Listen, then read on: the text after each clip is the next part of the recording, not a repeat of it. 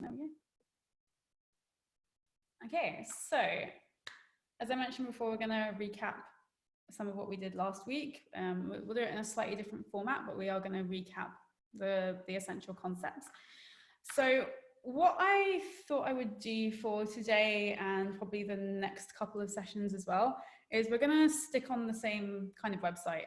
I'm going to use a fake version of a site that my friend asked me to make for her, and it's essentially a portfolio kind of thing, and it's not made yet, but I thought it would be fun to take her domain and create it using this stack. So what I'm keen to hit as we do it is deploying with Netlify. It is a React app, so it will be all React based, and I want to add some authentication, which is what we're going to do today. And I also want to add eventually some sort of payment ability. So maybe she can sell her music on it or something. And I would also love to have her be able to add content to some sort of database somewhere, or persist some sort of data using some sort of serverless option. Serverless, I'm going to put that in quotation marks. And so today, let's look at reviewing how we get our site up on Netlify in the first place. And then we're going to review those functions. We went into functions last time in a sort of theoretical manner, like this is what a function is, this is how we create one. And today we're going to create them in a little bit more of a smooth way using the Netlify dev tool. And we are going to start looking at how we can use them in a bit more of a useful way. And then in the next session, we're probably going to skip ahead and look at probably Stripe for payments, and then we're going to start having a look at how we can persist some data without necessarily setting up an entire like Heroku or similar hosted API. So, okay, so Gemma's looking for a portfolio site which showcases her various talents. She wants it to be free to host for now. Maybe when she's got more income from this avenue, she can go and add some paid features. There's definitely some things we're going to do today where we can be like, oh man, if I could pay for this, that would be great. But I have all the essentials, so we're just going to use the free essentials for now. She wants to be able to add content herself, logging in as an admin to do so. So we're going to have some sort of login feature today. But the adding of content we won't do today. She wants to be able to offer a private area for her fans where paid content is available. So we're going to do that today. Not the paid part of it, but we'll just let them in for free. And she wants to be able to collect payment from them to do this. So that's going to be next time. And she does want it to be responsive and accessible on any platform. So we'll try and bear that in mind as we go through this today, but we're not going to be really focusing too much on design, certainly today. Cool. So this is it running in my my generic npm start local server, and that's great. Cool story. Let's cancel it. Let's get out of there. And actually, I'm going to close this terminal because we can use this one. So if you remember last time I installed Netlify CLI in front of everyone, and it took a little while. So can you zoom in on your terminal a little, please? Yes, I can. Text is teeny. How's that? Just a little more. Thank you. No problem. Yeah, all right, cool. So I installed it prior to today's session because it took so long last time. In reality, I don't need to install it, of course. So it's already here. Once you've installed it once globally, then you can keep accessing it.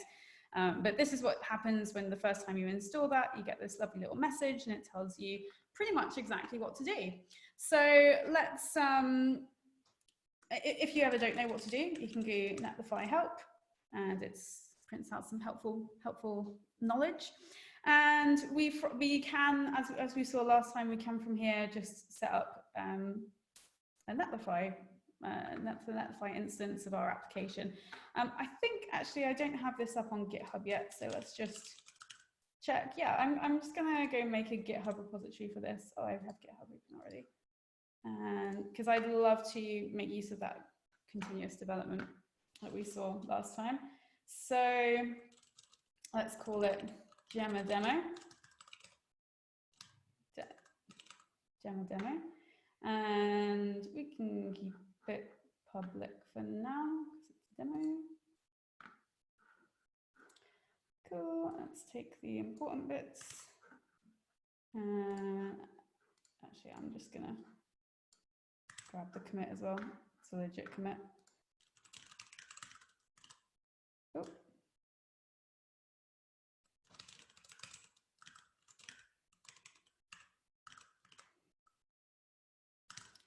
Okay, so for remote.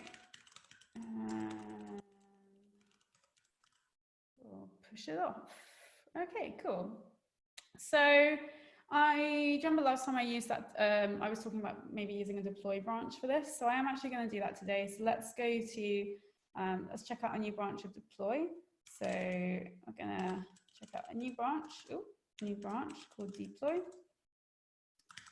And there it is, we've switched over. And let's, yeah, let's start our Netlify business from here. So I suppose we can push it up already just to check it's there. Okay, let's refresh this. Here it is on master, and here it also is on deploy. So currently they're the same place. But I wish to use deploy as my main deployment branch. So let's set up from there. So let's go Netlify init. And do you know what? Last time I think I went through the most basic version of doing this. So today we're actually going to do a little bit of pre-setup before I do this, because we can. So we're going to make ourselves a Netlify config file, and we're just going to give it a little bit of information in there based on what we know it's probably going to ask. So let's do that. I'm going to make it right at the top level of my project. There he is. And I'm just going to give it a little bit of information about my app. So I'm giving it information on how to build my application. We are in a React app, so I do need to tell it how to put it all together. So I need to give it a command. And let's do npm. You could do yarn as well, whatever you're using locally. I've got a yarn file as well there, interesting. But I'm primarily using npm, so I'm just gonna stick to that. And we need to give it a publish folder, and it's going to be just build. I only know it's build because when I run this command anyway with the React app, it produces me a build folder. And let's just leave it like that for now. Okay, cool. So now I'm just going to do my Netlify init. And there's way more things I can put in this configuration file, but let's just leave it like that for now. And it hates me. Cool. Why do you hate me so much? Oh, because these are supposed to be in strings. I think that's the issue. Yeah. Okay, cool. I do not have an existing Netlify site. I'm going to create and configure a new one. And yes, my team, I only have that one. So as we saw last time, one of the benefits of using the CLI is we can give it this name. So let's go call it Gemma Demo. Yeah, I'm okay with that. So we're definitely going to want to keep a reminder of that. Oh, I forgot to push my toml file, so let's do it. Let's do it here again. So npm run build. We won't have to do this again. It's the build directory.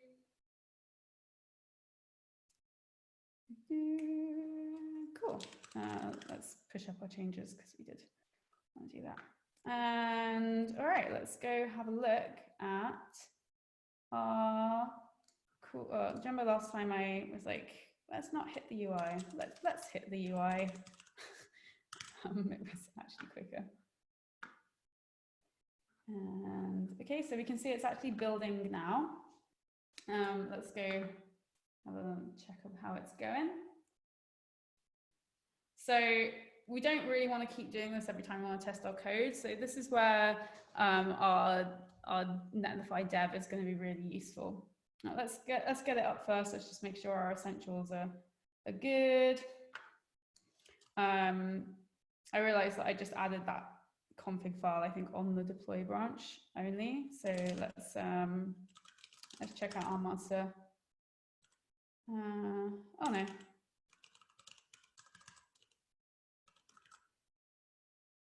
Okay, yeah, I'm just gonna merge my deploy in here. Usually we're gonna be merging the other way around.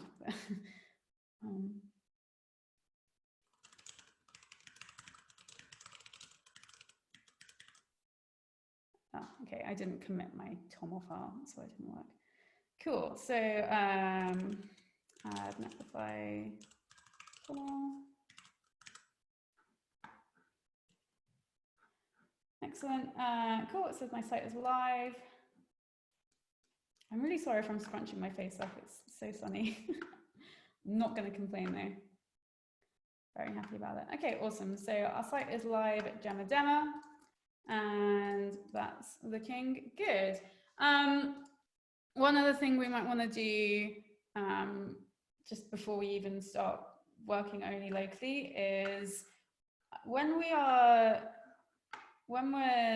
in our actual browser on our live site, it's not going to know what to do if I go directly to one of these.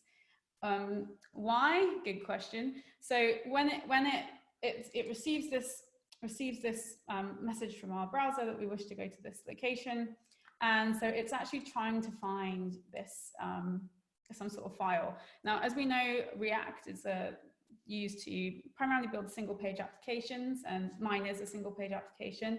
So what I need to do is to tell it, hey, no matter what happens, please redirect to this index HTML. There is no music HTML, there is no Bob HTML, there isn't anything like that. So we need to actually explicitly tell it to redirect. So I just want to test that because I think I'm right in saying when you're testing it locally, it does work. So it can be a little bit of a surprise when it doesn't on the live site. So let's test it out now locally. So I'm going to go Netlify dev. Netlify dev is pretty cool because obviously we could just do npm start, but as we start bringing in other Netlify features like our functions, maybe and our identity instance, and we want to be able to put all of those together without a lot of manual setup of proxies and things, so it actually handles that for us. So at the moment, it's hasn't really had to do anything extra. We can just we might as well have done npm start really. But let's try and go directly to music now. And it does work. So the fact that this doesn't work on our live site can be a little bit of a shock. Oh, I don't want to go there. I want to go here. I'll go straight to poetry, and it doesn't work. So let's add our redirects. So for this, all we need to do is make a small file which tells us what to do. Connie says, "Is the eye less vibrant?" Oh, yeah. I just my page flip throughs. I thought that would be fun to do that. As you can see, there is zero content on this thing yet. Gemma's very colorful, and I just like put color on it. Okay, so yeah, let's set up our redirects. So as I said, we want I'm just going to exit that server. We want to make a redirects file, sorry, and we actually want to put it in our public folder. And it's going to be _redirects. This is what Netlify is looking to find. And we are going to tell it, oh, did not mean to make a folder. I mean to make a file, _redirects. I just did exactly the same thing. Oh my goodness. It's not even early. Here we go. Redirect. All right, cool. So we need to tell it that no matter what happens, I want you to redirect to index.html. And so that doesn't mean to say that it's always going to render, you know, my landing component. Of course, my React app is going to handle the routing itself, because I've got React Router in there. It's checking to see what the path is and showing me it's rendering components accordingly. But in terms of just grabbing HTML files, this is what we need to handle. So we're going to say, no matter what comes in, I want you to redirect to index.html. So let's go index.html. And I also want it to let my user know that everything's okay. So we're going to give it a 200 response. And yeah, that's pretty much it. So nothing's going to change locally now. So we will actually already pop this up. So let's commit this on master. Add redirects file, not a folder. And I'm not going to push from here. I'm now going to check out my deploy branch, and I'm going to merge them. Obviously, this seems a little bit weird at the moment. I've only made one change, so it's not that exciting. Did I just? Okay, no, it's fine. Let's git merge master, nester. So I'm merging my master branch into my deploy branch, and we've got an issue. Cool. The following untracked working tree files will be overwritten by merge. Yeah. Did I just do that on my deploy branch?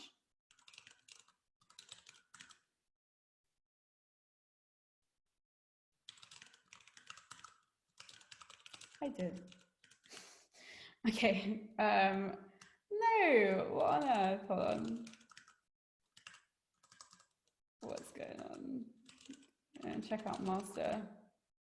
And redirects is there. How did that file get in there?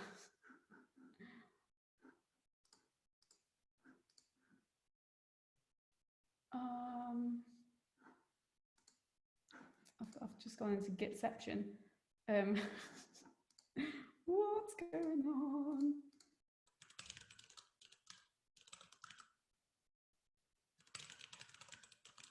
Let's bring it in now. Okay, cool. All these ghost files in there. I'm sure I made some lazy mistake somewhere. Everything's fixable. All right, cool. So my deploy branch is now, it has my redirects, it has got my Netlify toml, awesome.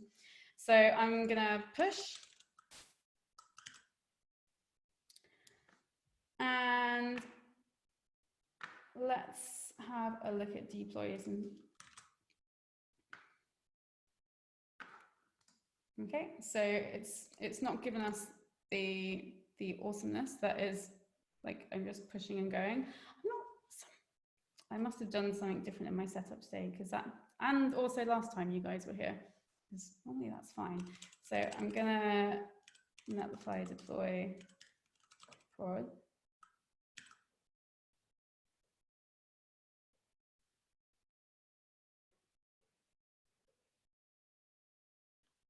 Yeah, I did, but it's because I didn't really want to do that.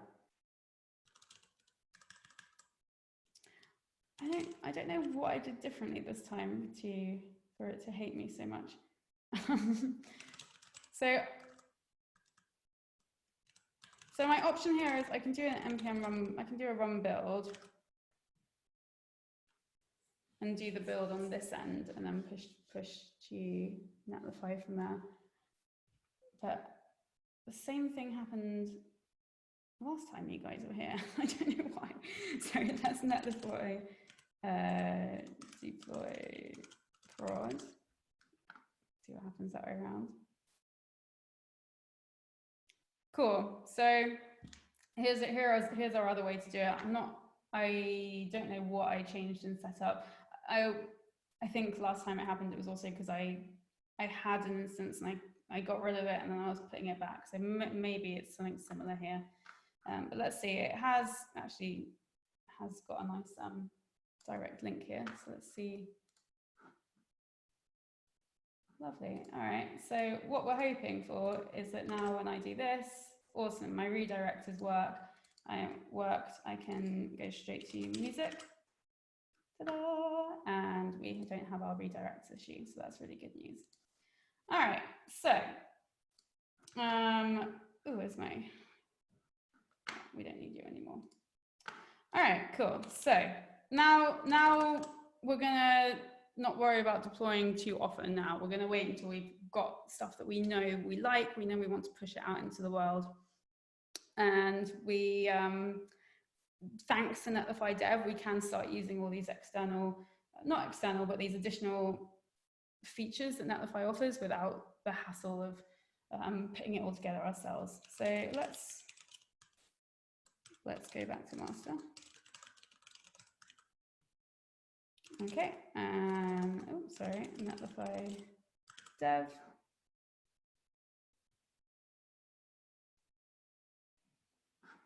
All right, beautiful. So here it is, it's working, it's fantastic.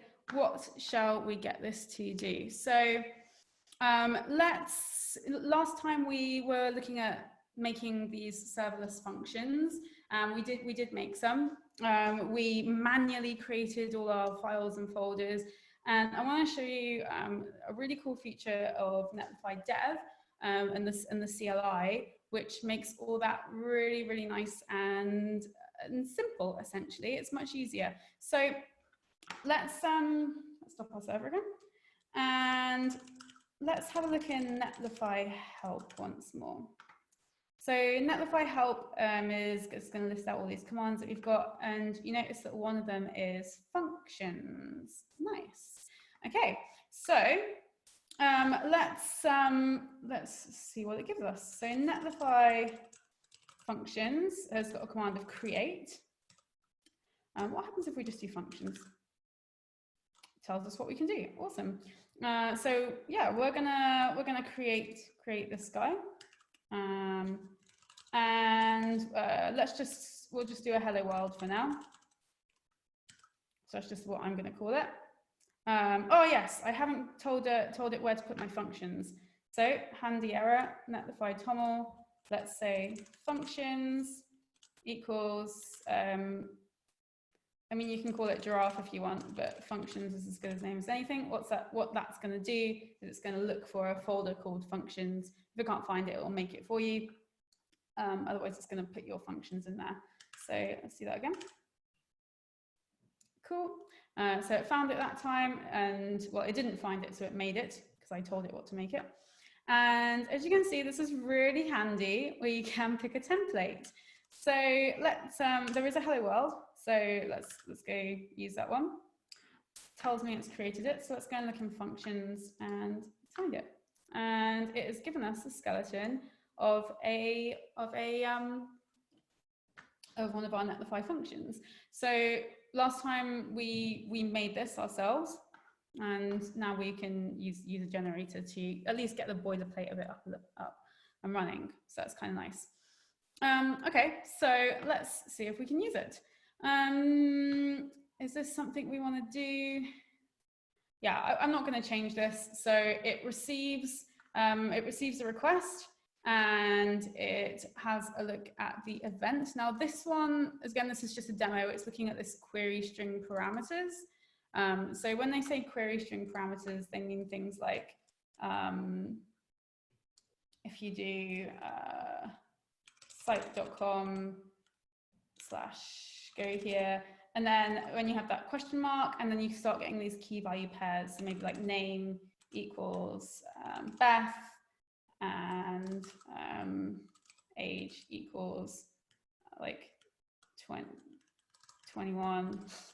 And so these are our query string parameters. Obviously, as we know, there's other ways to pass data around, but it looks like this demo is ready to accept these. So we'll stick with that for now. And so it's stripping that parameter, it's expecting name. If it doesn't find it, it's just going to use the word world. It's going to pop it in a variable called subject. And it's going to throw us back a success status code and a lovely message of hello, and then whatever that subject is. So world, if we don't pass it anything, or if it doesn't, well, if it doesn't find a name parameter, or hopefully whatever the parameter is, if we pass it out. So let's try and use it. So first thing we need to do is figure out, okay, well, how do we hit this? And we managed to have a look at this last time. Let me see if there is a example on here that's easy to find.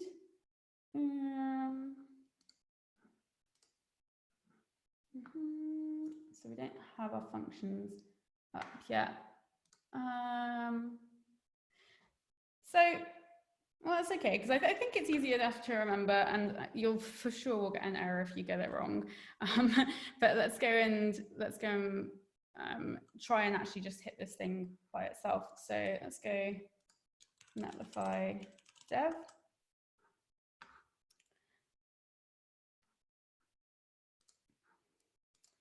And we want to go to this. Now this is the path that I was trying to find, but you can see I've been here before. So it's .netlify/functions, and then the name of your function. The name of your function is the name of this file that you've called it. And let's see if we can hit that. Sweet. So that totally works. I love it. Let's see if it accepts our parameter. It does. Check it out. That looks like it's going to be really small for you guys. So we can do this. Yay, beautiful, it's working. Okay, cool. So this is great. I don't necessarily want to have to remember all this. It would be pretty cool if I could maybe just go like /API/hello world. That would be really awesome. So we can also use a redirect for that. So let's actually go back to that redirect folder that we had, file, and let's tell it that we wish to anytime we receive something that is API/whatever, so we'll give it that splat again.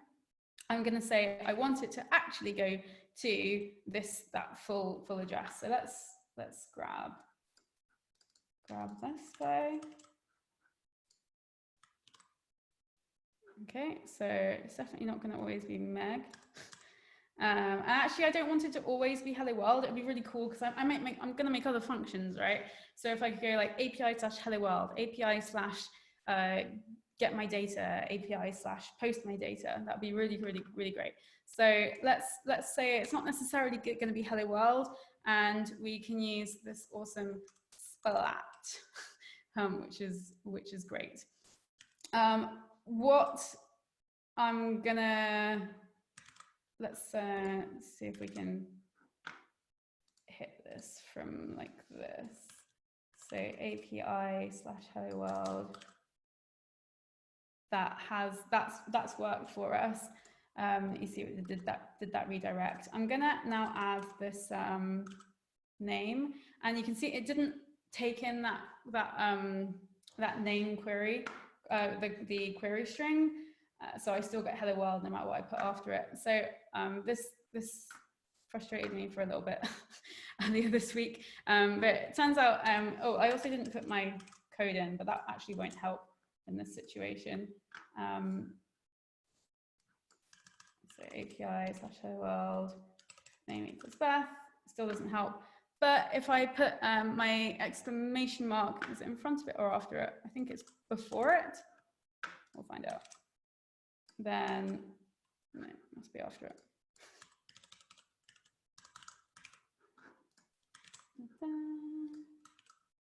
Oh, it hates me. Oh, wait, I have this in the note somewhere.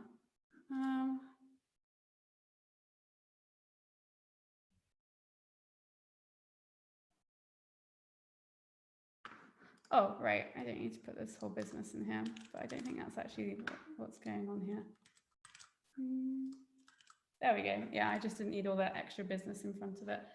Okay, cool. So yeah, if you are working with these query string parameters, which you might be, I can't say I use them very often, but in this case, the demo came with it, so I thought it'd be interesting to give it a go.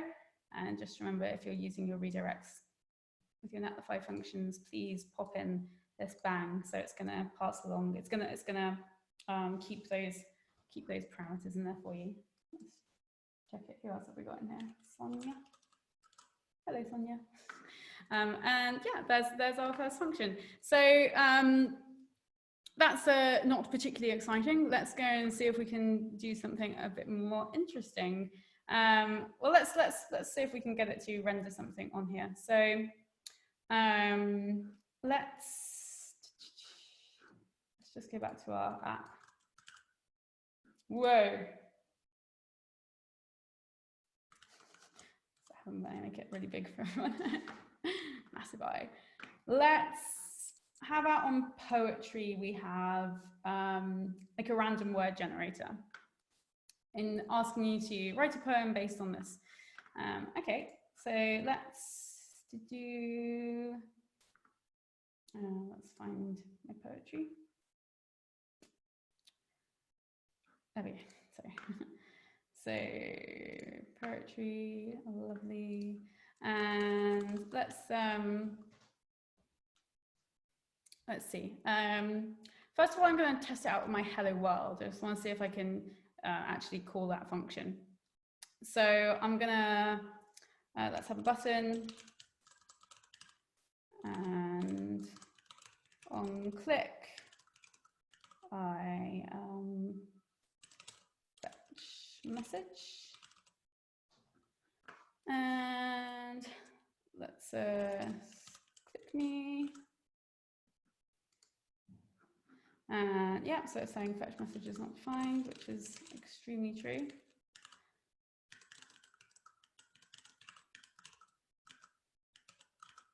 Okay, so all I want this to be able to do right now is actually just print out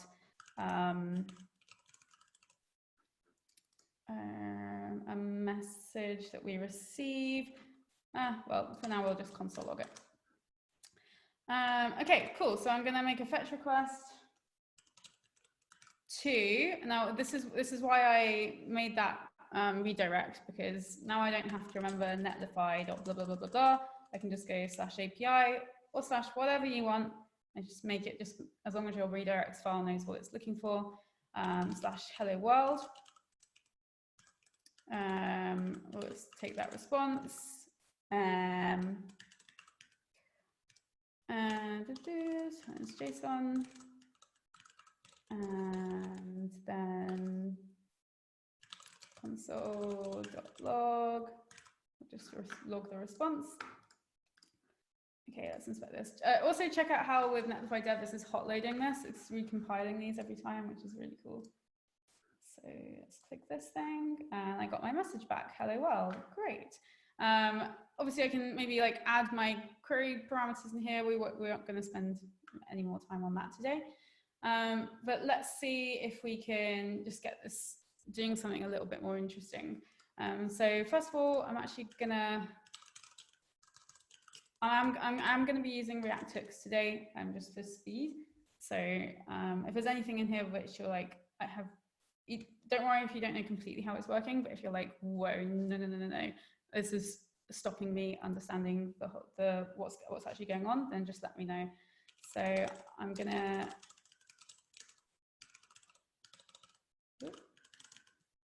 use state hook, set it first as an empty string. So I need to grab that. So essentially use state, so view, it's going to allow us to store a little piece of data in state. I've got basically a setter and a getter. And I'm going to store, how does that come in again? Message, okay. So what I'm going to do is I'm going to take the data, And I'm going to set message to data.message. Cool. Have I got an extra parenthesis there? No, I've not. All right, and let's see if we can render that message.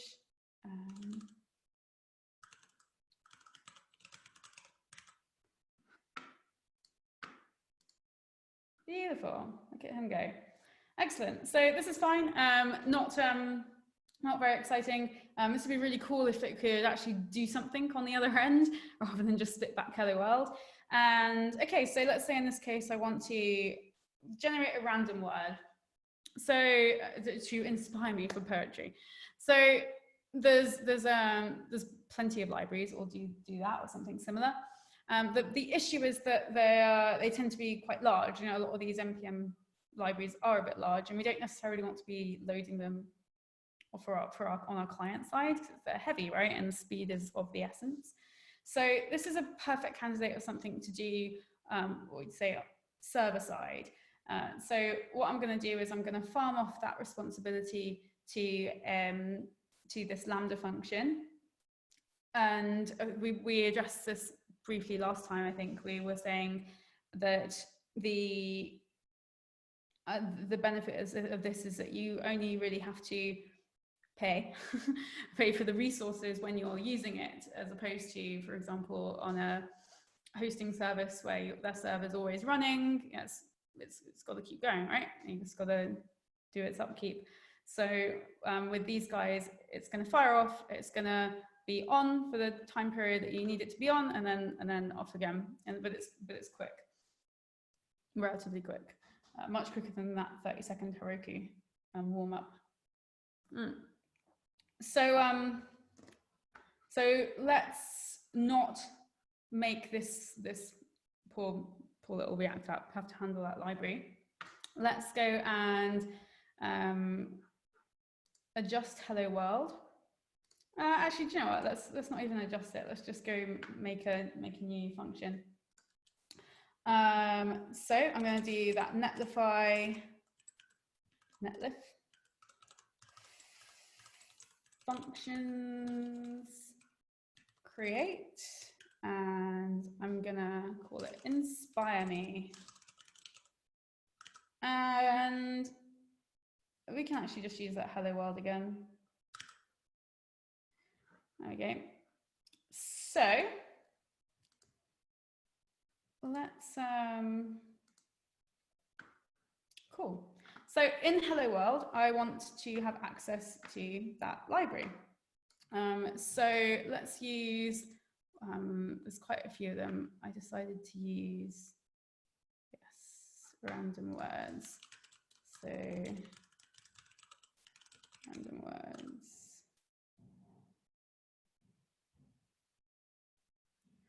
Whilst that's doing its thing, let's go to inspire me and let's require it. So okay,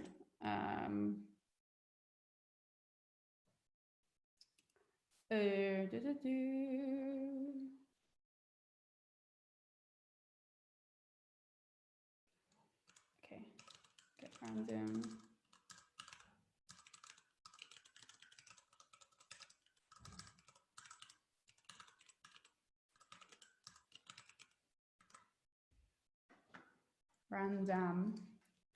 Random. Okay, and so we actually don't need this anymore. Don't need that either, really. Let's, okay, we're going to try to, okay, work const rando equals get random. So hopefully that should call that library and spit that back to us. And then let's change this response to your inspiration is rando. Cool. So I'm actually going to first try that out just by hitting it straight. Oh. see that. So I can get API again because I set up that redirect, and this is called Inspire Me. Function invocation failed. Cool. What's happening?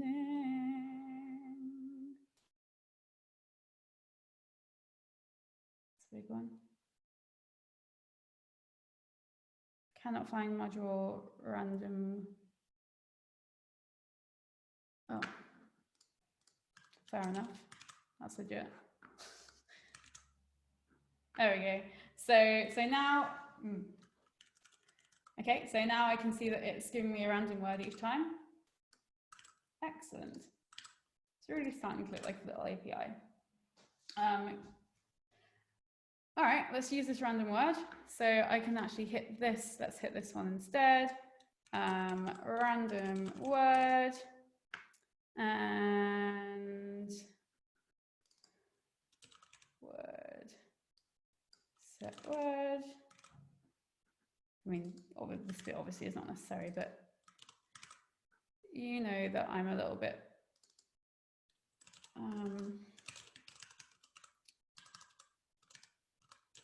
I like to name things appropriately when I can. Okay, cool. Let's see if that, I'm just going to go straight up and try that. Let's go back to poetry. Set meshes is not defined. Yep, fair enough, because I recalled it set word. And it's huge, but we'll do it anyway. Ooh, hello. Oh, right, so data.message. We saw that actually I'm returning inspiration. All right, it's time.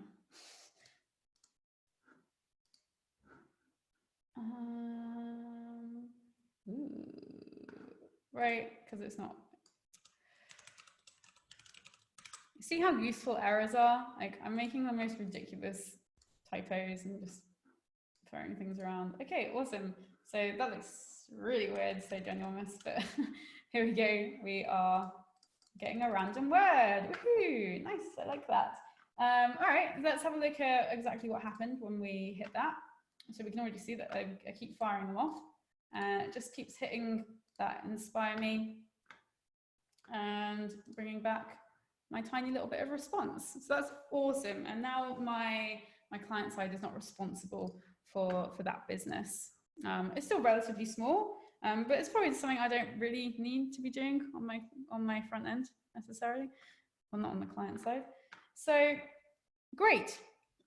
All right, fantastic. But how does that relate to identity? So the reason I wanted to review some of that is because Netlify identity comes in various levels of abstraction. And because I am working on a React app today, I'm going to use the React tools. But you don't need to use React. Yeah, we need to use those tools. They basically build on the most basic, and there's like different steps up you can get with hand holding. And I'm not saying hand holding in a bad way at all. For certainly, the React tool really helps in a lot of situations. So today we'll have a little overview of all the options, but the one that we're gonna put into place is React Netlify identity and the associated widget. So let's see what you are. Oh yeah, you're old. Let's see what Netlify identity even is at first. So let's look it up. Netlify identity.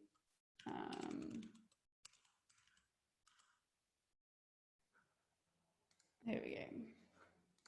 So I do recommend reading the documentation. It is pretty good. I say that with a caveat. It's pretty good at a general overview level. There are some things which are trickier to find. You have to sort of root around the internet a little bit, which is never a bad thing. But for a high level overview, this is pretty good. And I think it's good to know that this is all based on this Go True tool, originally written in the Go language, which is why we've got these nice nice abstractions of it to use. Essentially, GoTrue is the tool. It's branded as Netlify Identity, but you can, I think I'm right in saying you can take GoTrue and just go off and make your own authentication system if you wanted to. Not necessarily something I'm interested in doing if I'm just trying to get a site up. I've got other things to be doing. So as long as, until I need to do that, I'm keen to use the tools that have been built for me.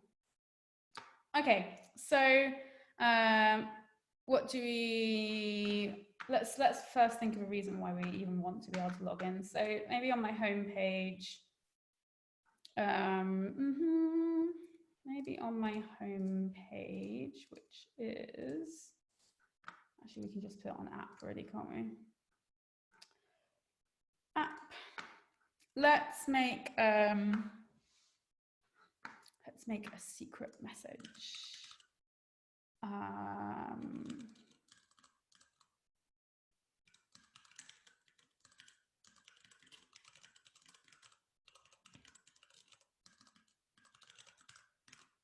Sorry if that was a spoiler. You know what? I'm not going to put that in. Some people don't know that. That was rude of me. Okay, so super secret data. Okay, so I don't want everyone to be able to see this. At the moment, everyone can see this. Awful. This is very bad. Like they can also see it on every page. It's really, really, really bad. So what I would love to be able to do is say, okay, a user has to be logged in to see this text. You can obviously apply this to many, many situations. I'm just using a tiny p tag, but we could wrap, you know, all manner of stuff. And we're going to look a bit later at using private routes, sorry, and getting those going. So for now, let's just get our people logged in. Okay, let's start by looking at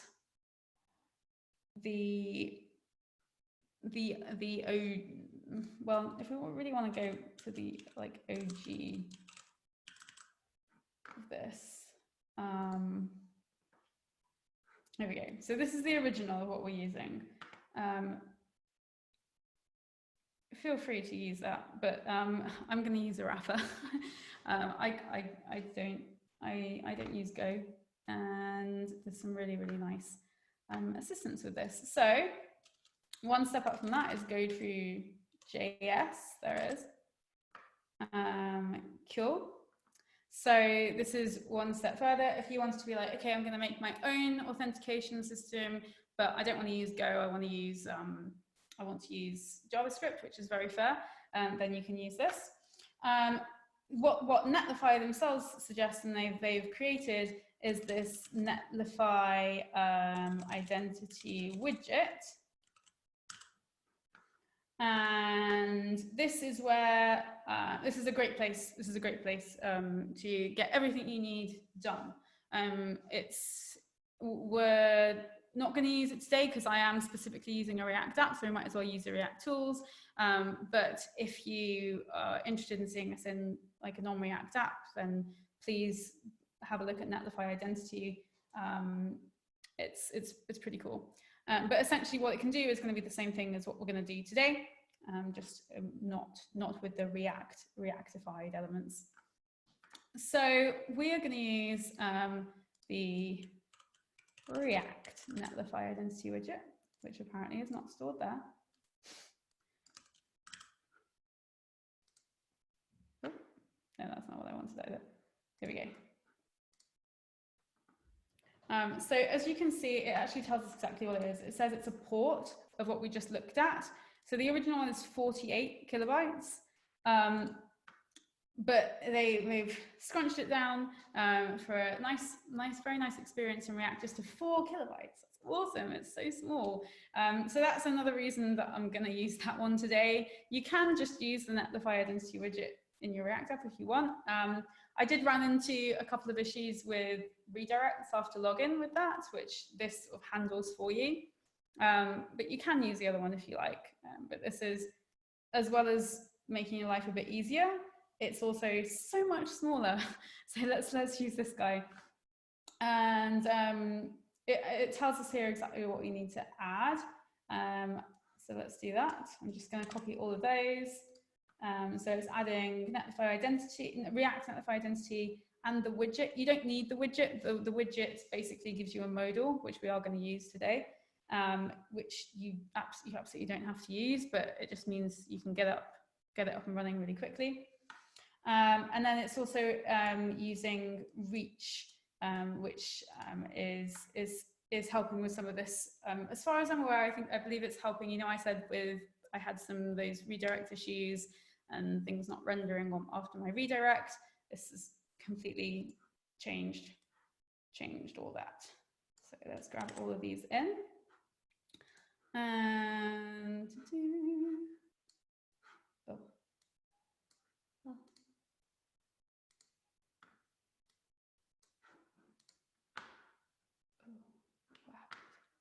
Oh, there we go. All right, cool. So we are doing npm install these guys. I just realized I installed random words at the top level. That was silly. So yeah, your random words I should actually have installed in Inspire Me. So each of these functions can have their own npm package. Not an issue. So I actually negated the usefulness of that, but there we go. It would still work exactly the same way. I just should have installed it in here. Cool. So that looks like that installed very quickly. And let's see. So the documentation is quite good for this. I'm not going to say it's perfect. It's quite good. Which why I think it's going to be helpful to see us putting it together today. So let's, these are the three things we're going to use. We're going to use the identity modal. So that's from the identity widget. And that's basically a freebie modal, which you don't have to style. It's ready to go. You'll see how helpful that is. And then we've got this use identity context and our identity context provider. So if you've got to Redux yet, might be thinking provider, that sounds familiar. And this is kind of a similar thing. It's gonna wrap our app with access to this to our identity instance. So what I've not actually done yet is even create an identity instance. So I must remember to do that. Otherwise, it's not going to work at all. It's very easy, but I mustn't forget to do it. So that's going to be our wrapper. And then use identity context. So this is fun. So this is actually a hook that we can use to interact with our identity instance. So I know I've said identity instance like 3 times now, and you're like, what are you talking about? So let's go and have a look. So I'm going to go back to, well, I'm going to open up my Netlify.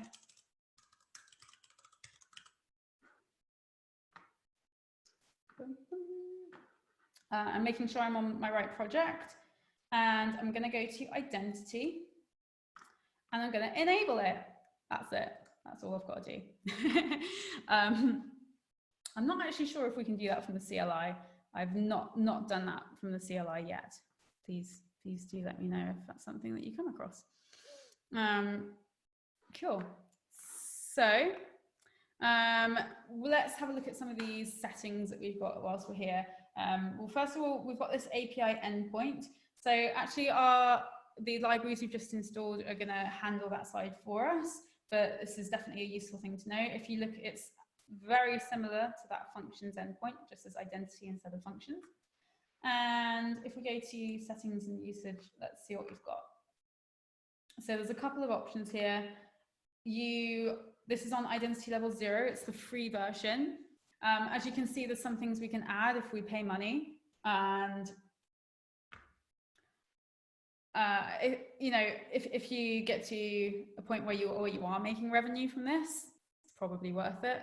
But obviously for testing, not even just for testing, for smaller sites, you don't need it. If you look at any of this stuff and you're like, oh man, I really need that, sure, pay for it. But everything, all the essentials are going to work. So active users. So on the free version, we can have up to 1,000 users logged in within the current billing period, which I believe is a month. Yes, there we go, March 6th to April 6th. We can change that if we want to have invite only. That changes our usage actually. So at the moment I've got open registration. I can edit this and say, oh, I only actually want to invite people. I only want people to register if I've said, hey, come to my site. Here's where you can log in. So I'll just show you what that changes here. It means we can only have 5 total users.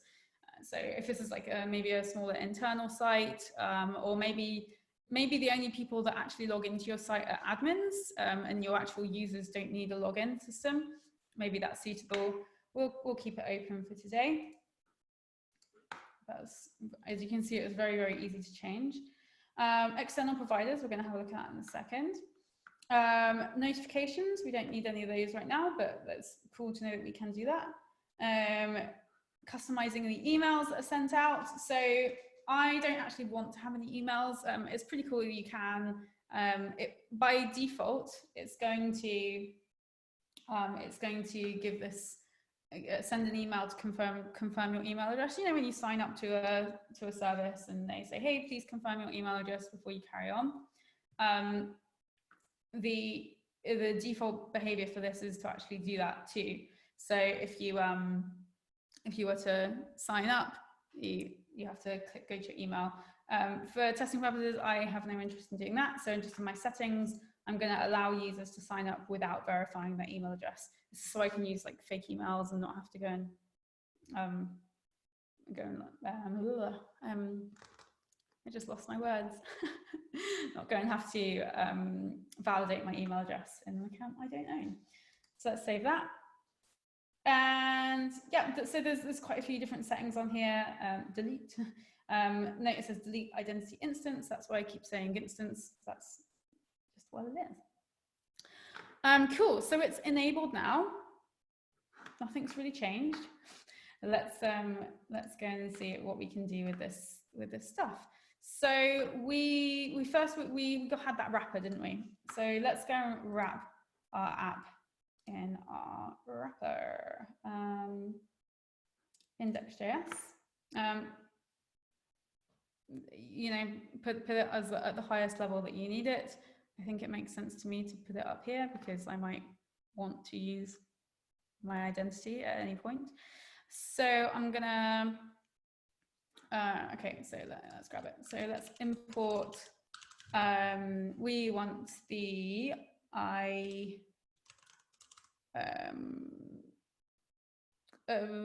what's it called? Context provider, thank you.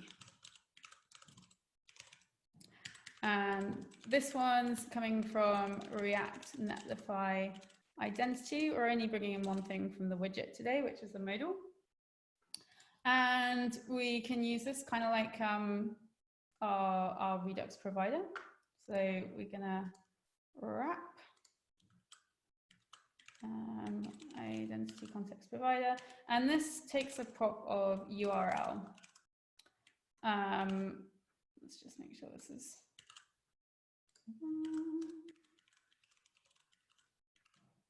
Cool. Okay, so what is our URL? So what our URL is not, oddly enough, is that identity endpoint. It's actually just this. So let's copy this link address and let's and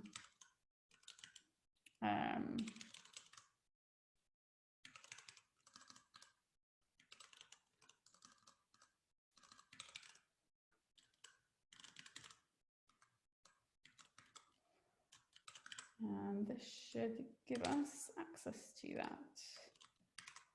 All right, cool. So again, we're not going to really see any changes yet, but now we have the ability to interact with this identity instance throughout our app, very much like the provider wrapper gives us the ability to do stuff. I just saw Sushi said, wow. I hope it's a positive wow. I'm not sure what you said wow about. Cool, so let's go to app. So this is where I've got this secret data, so I'm interested in knowing whether my user is logged in here. To be honest, I haven't even given them the ability to log in yet, so that would probably be a good start, wouldn't it? So let's just close some of this stuff. And okay, so I want to be able to click a button and log in. That would be nice. Let's maybe put that on our nav bar. So maybe nav bar. Let's do a link.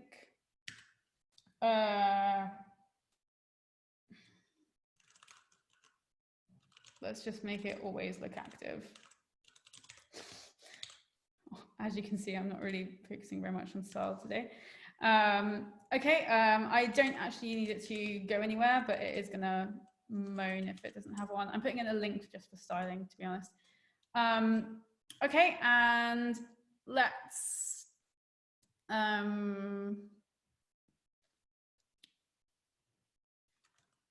we want to give this some sort of handle, all right? So on click, maybe auth handler. I think that still makes sense. At the moment, we're going to have a problem, right? Because auth handler, we don't know what that is.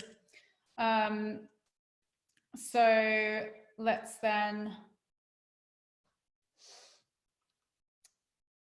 decide what it's going to say. Do you know what? I'm just going to take the on click off for now. Let's just get it visually working.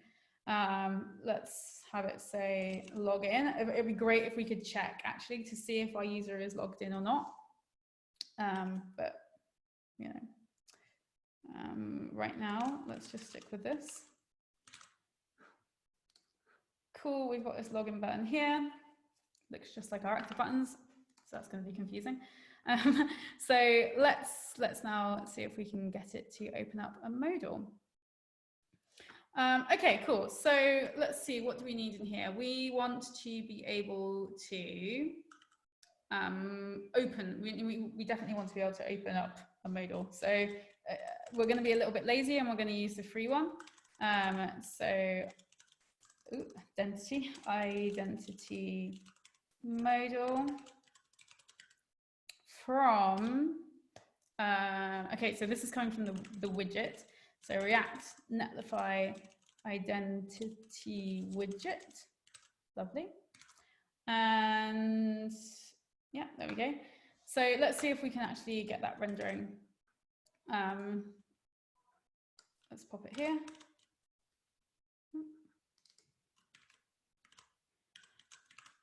All right, so let's see. So we have something rendering. It looks a bit weird. So let's grab the freebie styles. Wait, I have that written down somewhere because that was. Do I have that written down? I'm sure I do. Actually, you know what? It's no fun for you guys to see me just looking on my screen. Let's go and look at the documentation. So React Netlify identity widget. I'm looking for the styles. Here we go. That's what I wanted. Ooh, I wonder what the tabs are. I'll take those along for the ride. Free styles, great for at least demonstration. We can always go and remove what we don't want. Okay, let's see if that made any difference. It did. Okay, cool. That doesn't look too shabby, right? Considering I just added a new component. I can't do anything on it at the moment because I didn't give it any instructions as to what to do. It says I'm logged in. That's interesting. Cool. Didn't know I was logged in. Oh, I know why I'm logged in. Yes, don't worry. Okay, so let's see what we can do about this. How are you logged in? Okay. So because I've been using this browser earlier for testing Netlify stuff out, even though it's on a different instance, it's still seeing me as logged in. So I'm I'm like 93% sure that's why. There isn't really another good reason because I have literally not touched any login at the moment here. But we can go and have a look. Let's go and see at my, let's go and,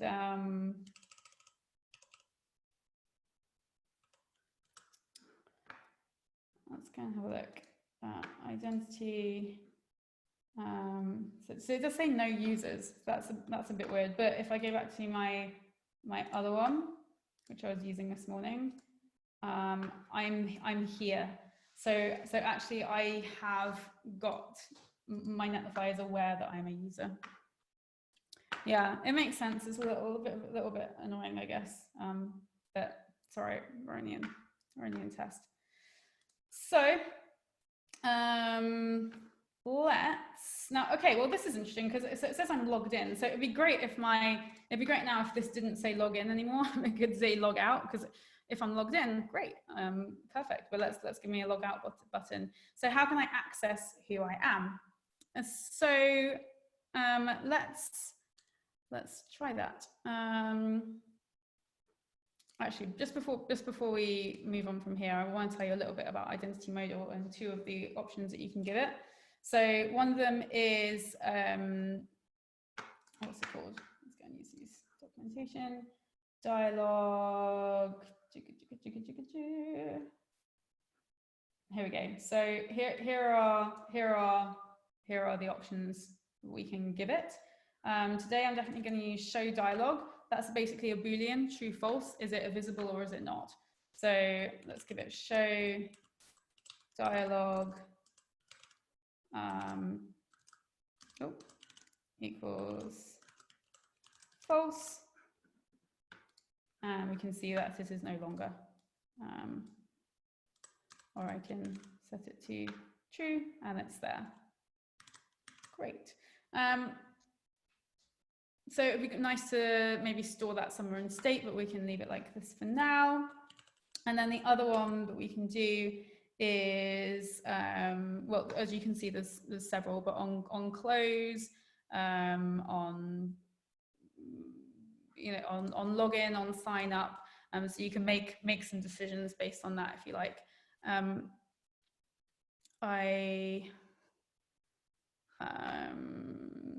Right, yes. So on close, so that's not actually going to do that for us. So we want actually to set that modal to actually close. So do you know what? I'm going to give myself somewhere smarter to store this. So let's set maybe modal and set modal.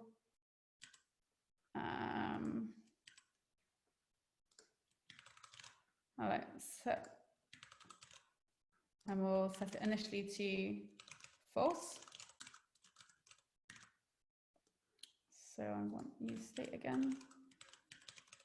You can totally do this in regular state as well. Okay, so let's have it when.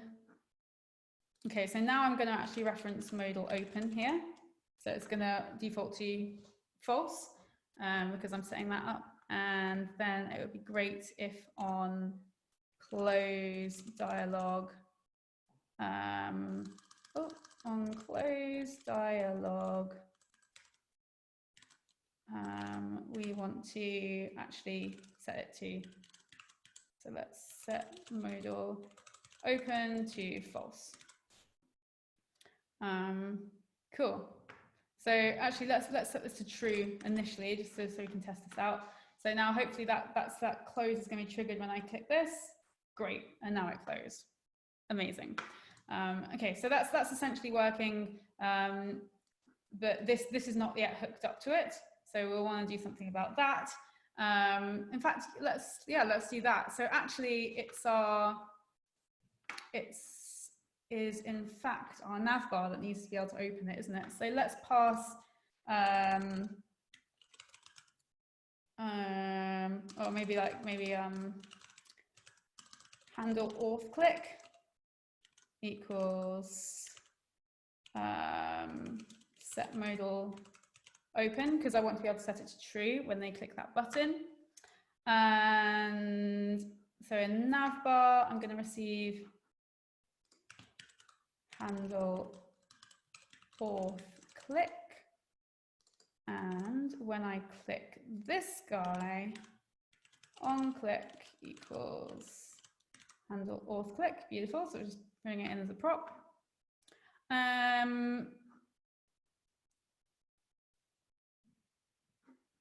Handle auth click. I want it to be set modal open true.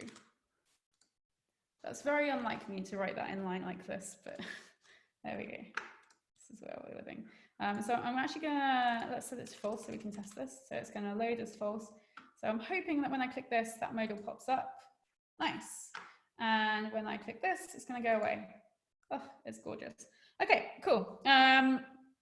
So it's still saying log in, even though it appeared to be log in. And let's try and log out. Nice. So now I am logged out. And let's click this again, see what it looks like. So as you can see, this is so cool. I did pretty much zero work to get this, and I've got a cool like login dialog, sign up, and everything's going very well. Let's sign up someone else. So let's sign up. Who's here? Let's go for Chris. Let's sign up Chris.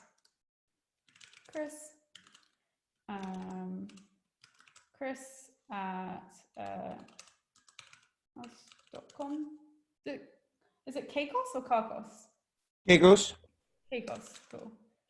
I'd love it if you like neither. Your password is going to be pass, because I am the queen of security apparently. Let's sign you up. Cool, and it says you're logged in as Chris. Amazing. All right, so this is still, it's not changed anything. It's telling me I'm logged in. So if I try and log in again, it's like you're logged in, you can log out. I don't seem to have any control over it at the moment. Why are you there? So let's try and have access to this. So we can have access to this instance. As we saw, we had that provider, so we should be able to bring it down. So let's use that. We want to use identity context. Let's just make sure I'm not imagining that. Don't trust my brain today. Use identity context, yes, okay. And this one's just coming from React Netlify identity. So the widget was only for that, for the actual visuals of bringing in. Cool, so this use identity context we can use to grab this information, which it feels like it knows about, but we have somehow been left in the dark. So let's do that as soon as we grab our app. Let's use it. So we could just keep calling it, but I'm just going to keep it in a variable so we can access it around. And let's call it. I made not a mistake, but I chose to call it current user the first time I used this, and then it quickly became apparent that wasn't very sensible because of the way this data is set up. Or it wasn't unsensible, it was just a bit clunky. I'm going to call it auth identity. And I'm going to set it to my use identity context.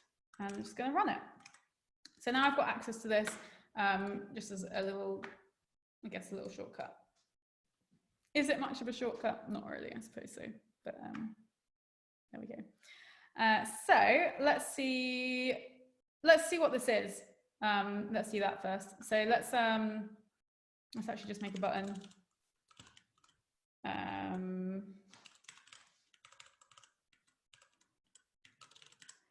That on click console logs are auth identity.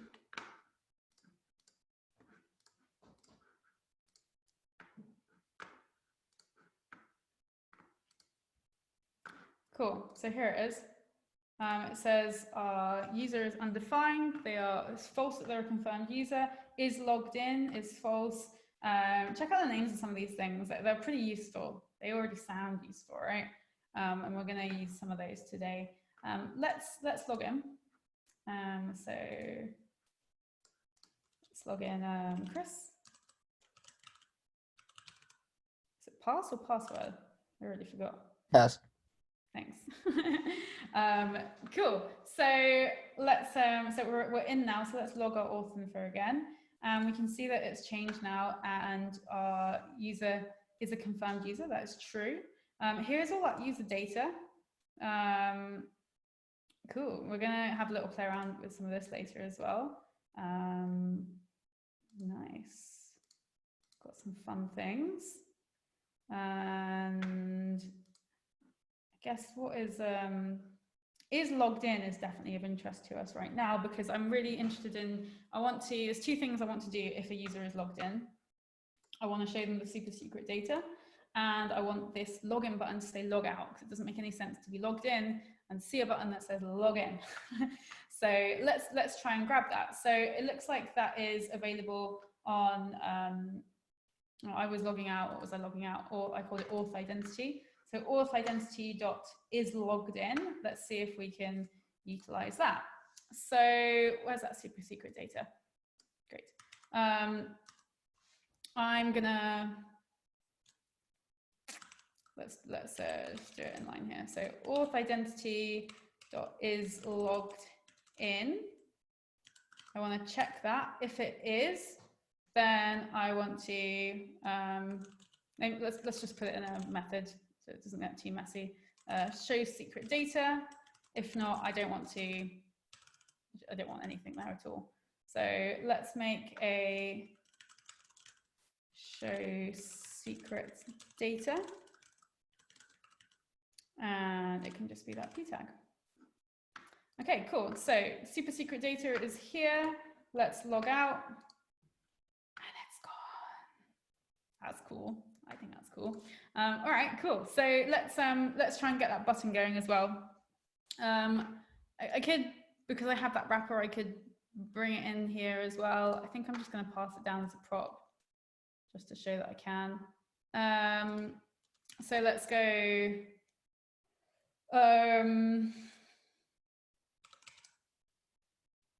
I'm just going to call it user, and I'm going to set that to auth identity. So navbar now receives that whole identity instance as user. So here I can do a little bit more conditional data. So I can say, hey, user is logged in, because all that is that big old object that we were getting back. If my user is logged in, I wish it to say log out. And if they are not logged in, I wish it to say log in. Okay, log in.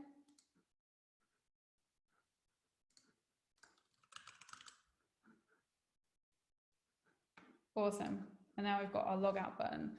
So we've set up a very basic authentication. Let's sign up someone else. Let's sign up Connie. Connie at connie.com. Password Connie. Cool. All right, sorry, I was on my login page. But it's got error handling as well. Obviously, you know, it's might not be exactly what you want, and you can go in and change the styles. I'm just using these freebie ones that came. So let's log in, sign up. Sorry, let's sign up Connie.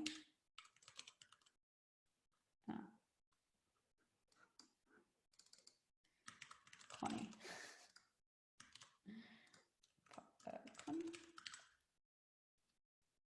Okay, cool, beautiful. And obviously we can grab that data as well. Actually, maybe our super secret data should be a little bit more personal.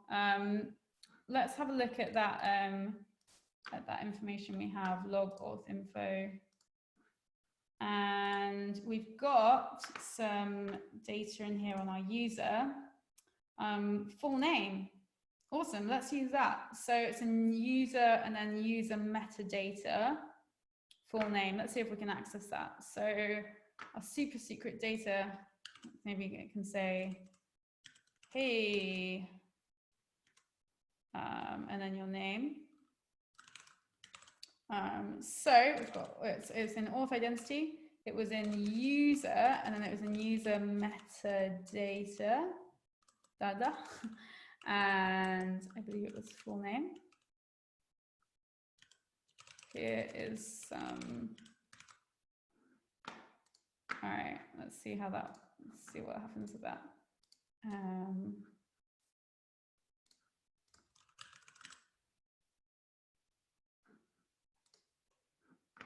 Cute. So that's pretty fun, right? That's, I feel like it's you know, it's taken us a bit of time to do this, but not much, considering we're talking relatively slowly through it and doing everything from scratch. It's a very nice way of implementing this. Okay, cool. So let's go and have a look at this. Let's make sure we're on the right one. So Gemma demo. I'm going to go to identity and check out my 2 users. Cool. So this is, we used that user metadata just now to grab some information. We're going to also today look at how we can add some user metadata. We've got 2 pieces, two areas of metadata, basically user metadata and app metadata. User metadata, you can change it on the client side. You could, very useful for storing like user preferences, maybe like, hey, do you want dark mode or light mode? What's your favorite color? Do you want background music on or off? And that's information that's not really, it's not sensitive. It's the user has access to change it, so we can just keep it there. There is also app metadata, which is information which is stored by our app. It's not mutatable directly by our user. And we can, some of that we can change here. So let's see, roles would be, for example, one of these. So let's give Connie the role of Rebel. Great, let's save that. And let's go now and log in as Connie.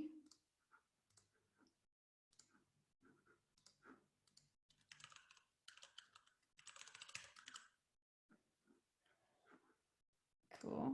Let's log our auth information. And we should be able to see user and app metadata. She has been given a role of Rebel. And as you can see, it's an array. You can have multiple roles. So this would be super useful. Maybe I want to, maybe when Gemma's got an account, I want to make her an admin. And then we could sort of gate some content based on that. So that's pretty cool. You know, what kind of things can we store in here? I mean, roles is very traditional. I'm sure you can think of other things that are good to store in here. It gets to the point, I think, where if you're storing loads of data in here, maybe you need a database, and we're gonna look at a later session the best way to, one of the ways to implement that with this stack. But yeah, good to know that we can do that, and it's pretty easy to do too. So we could, you know, maybe only rebels can see this. So maybe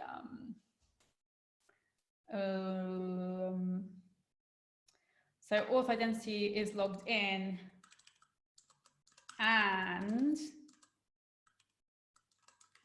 Beth can find the and sign. What number's the and sign? There we go. What? Oh, there it is. Sorry. Let's go to auth identity.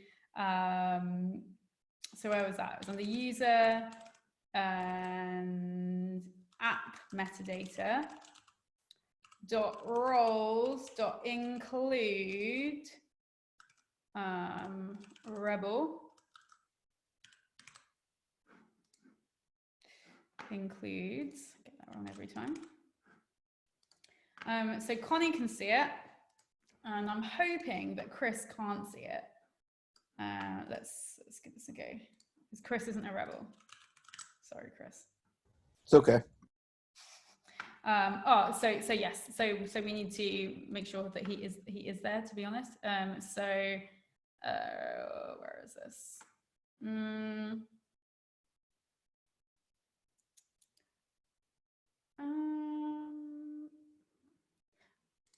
Okay.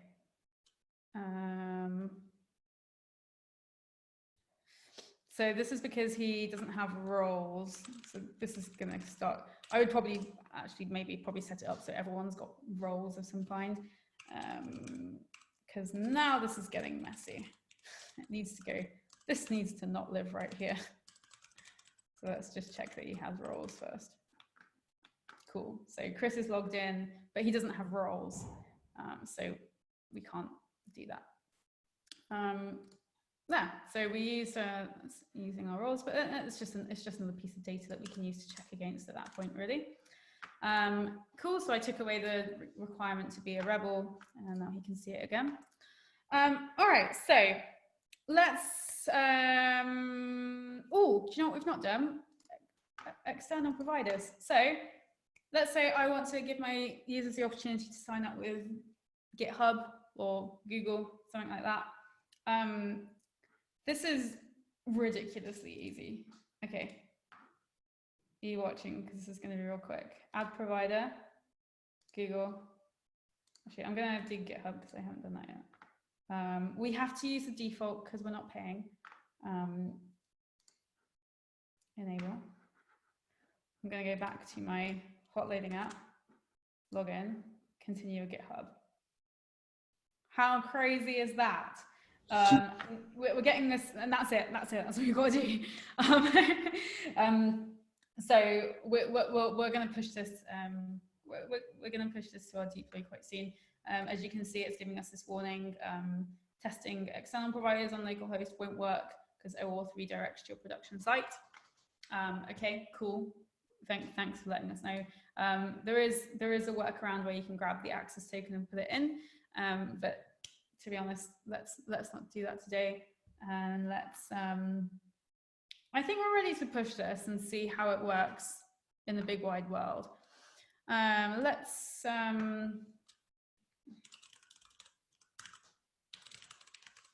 Okay.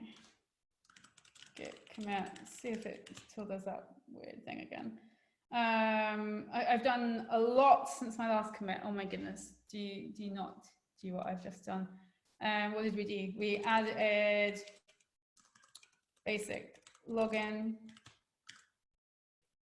Cool. I'm gonna go to my deploy and see if I can easily merge this time.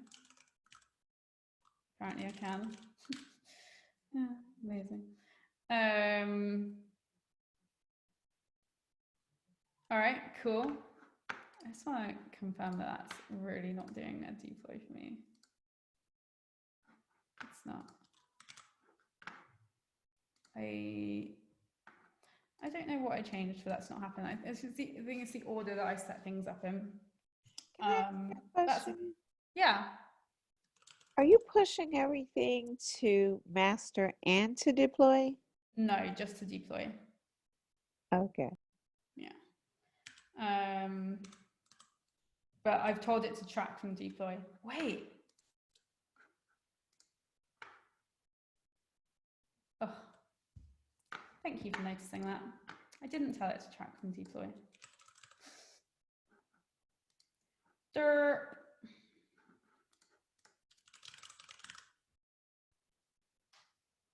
Oh, that's probably not going to trigger because we just let's. Oh, I did a terrible thing. All right, so let's okay, let's make a silly change.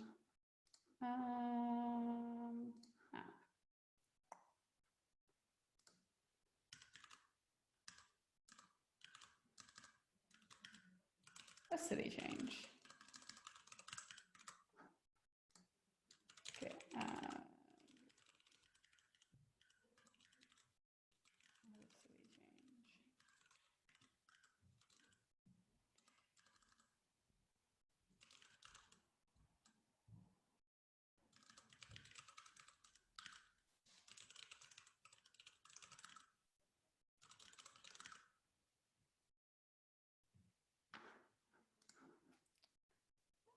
I wonder if because I changed it now, is it actually going to work for me?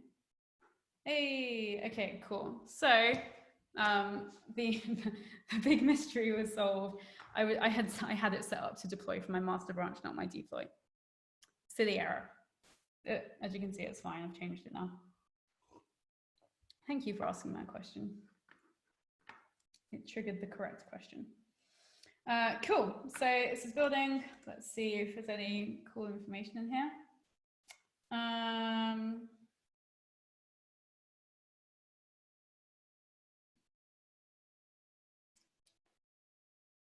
Not really. I'll just wait for him to be done. And whilst we're doing that, let's think about what we want to do next. So, on the assumption that this all works and we don't have anything to fix, it would be nice if we could implement one of those things that our original client wanted, right? Having a separate area where people can only go if they're logged in. So we've got data that we can only see if we're logged in. It'd be cool if we could make a private route. So there's lots of ways to do this. And what the first way we're gonna, the way we're gonna do it initially is not specific at all to identity or even authentication in general. We're gonna look at how to make a private route, make our own sort of mini component to be able to do that for us. And then what we're going to do after that is we're going to go back to our functions, and we are going to make a function which will only work if you are logged in and authenticated. Because that could be fun. That sounds useful as well. Because at the moment I am kind of doing that. It doesn't feel super secure. It's fine. It's working. Let's see where we are here. It's published.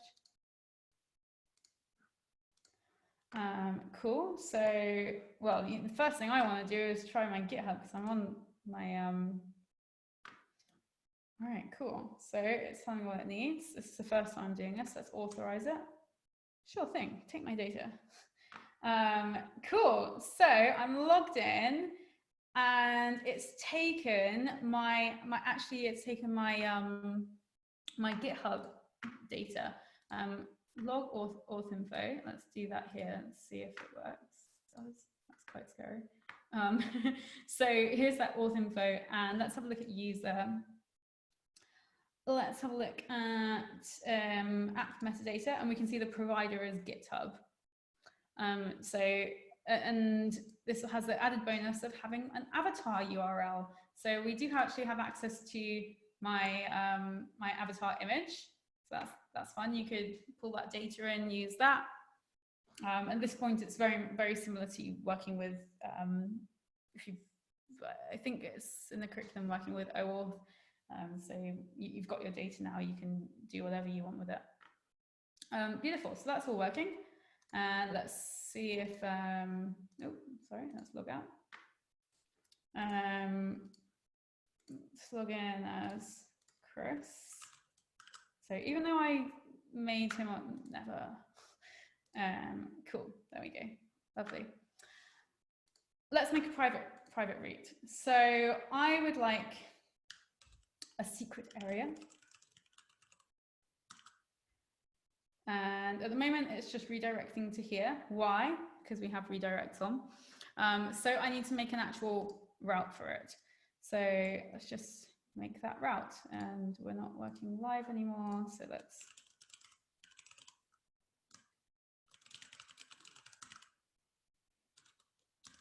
Netlify dev. So I just want to show you, now that we've got some functions actually, we can see that we've got these two servers. So we've got our React app, and then we've got our Lambda server where those functions are being served from. And what this is basically doing for us is putting it all together into one place. That's fun. Oh, what am I already running? That will be what I'm already running.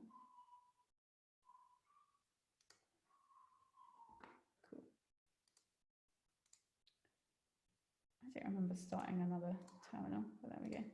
Oh, wait, yeah, I do. That was silly. Okay, Netlify dev.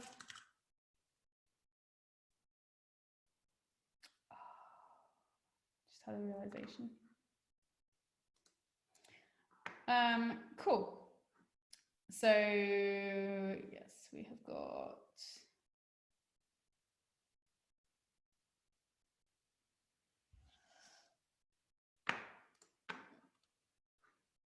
is this still working? Yeah, okay, cool. All right, so let's make a route. Path equals secret area. And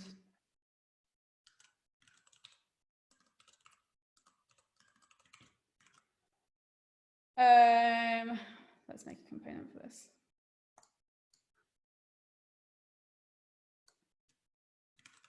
Secrets.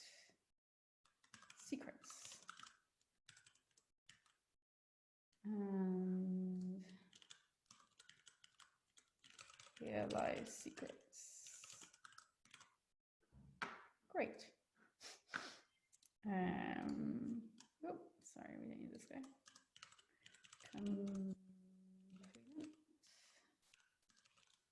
Equals secrets, which I've not brought in yet.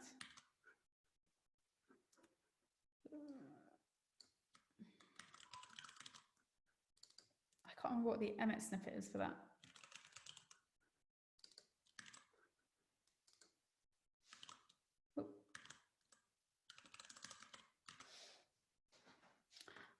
Cool. All right. So let's see. Can we go to secret area?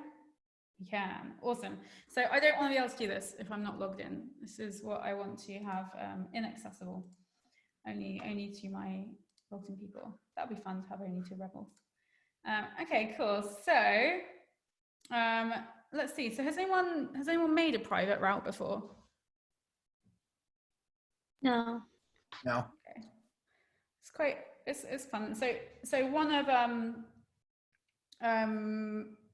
something I tried before I saw the light, if you like, was I would render the component and then I'd check to see if they were authenticated, and if they weren't, I would redirect, which is weird, because the component's already rendered, and of course it all happens very quickly, but it will flash up.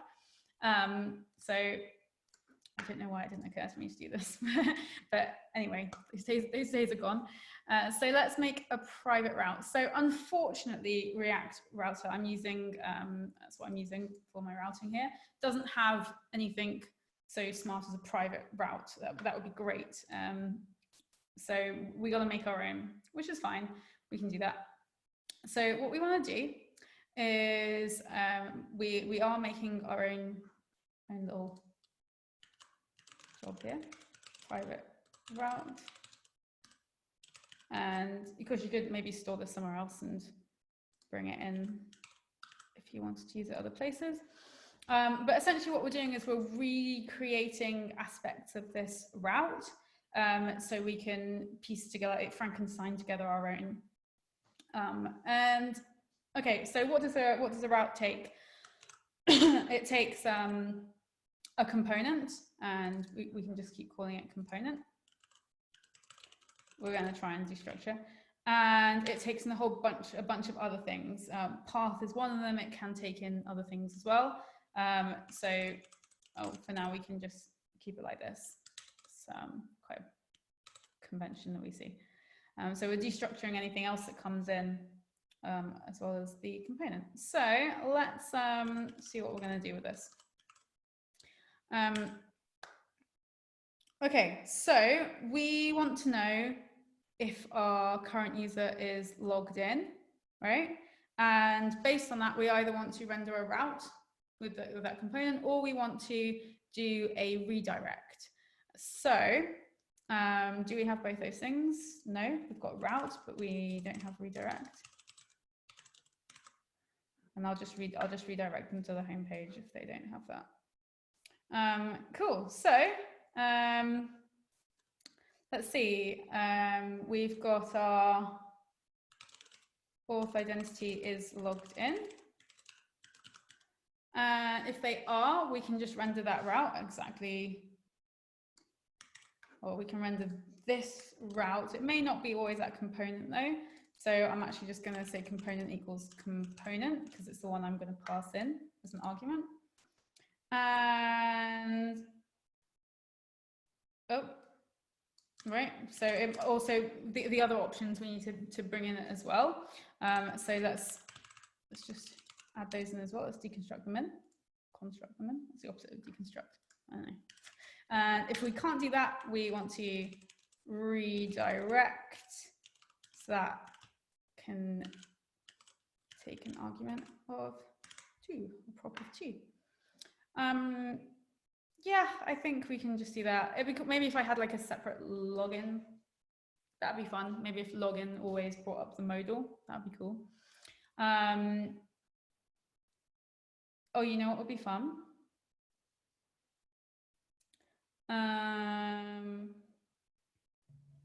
No, let's not do that now. Okay, cool. So now instead of my route, I'm just going to use my custom-made private route, and I should be able to just leave it like this, I believe. So let's give this a go. All right.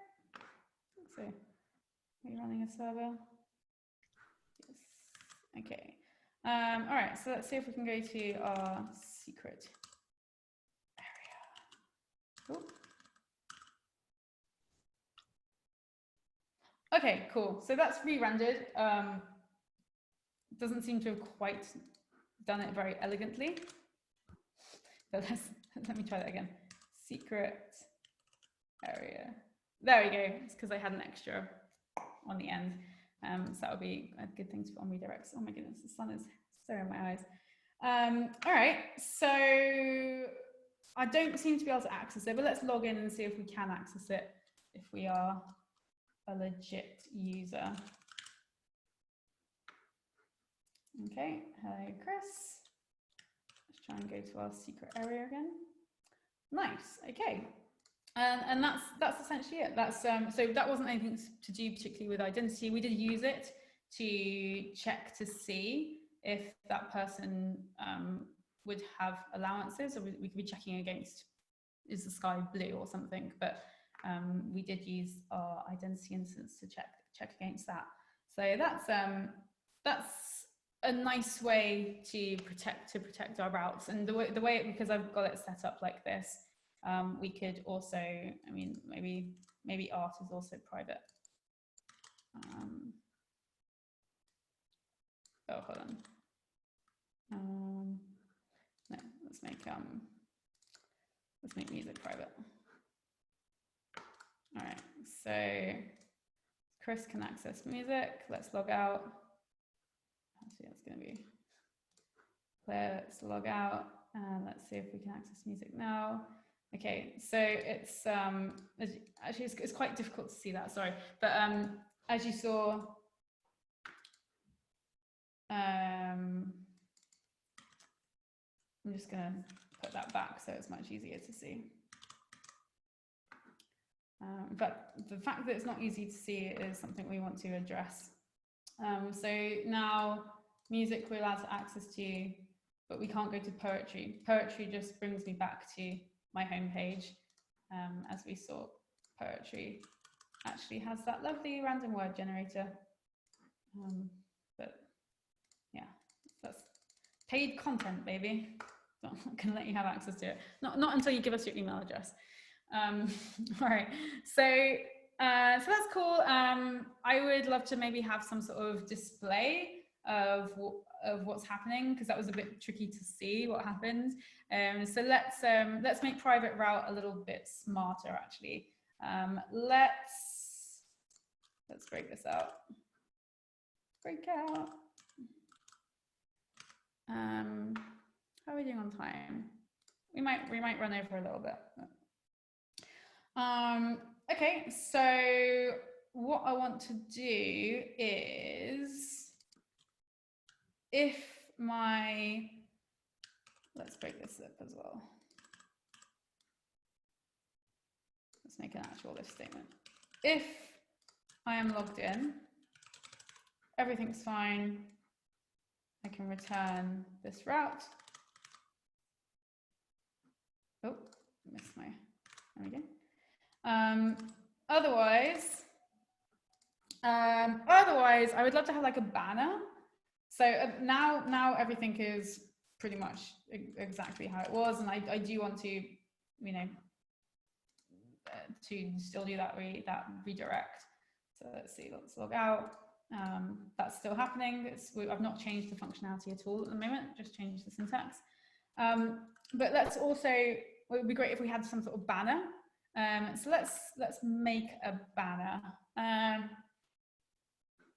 Let's make a banner here, maybe alert banner. Let's bring him in.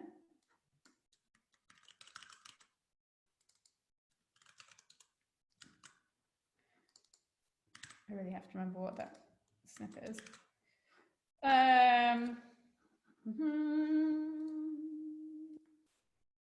Alert banner JS.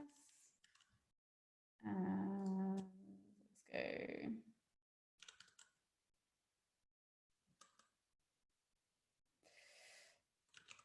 Hey, you can't. No. You need to be logged in. It's not very sassy. I'm just going to give us an idea of alert. So I can do some very minor CSS so it looks at least a little bit like a banner.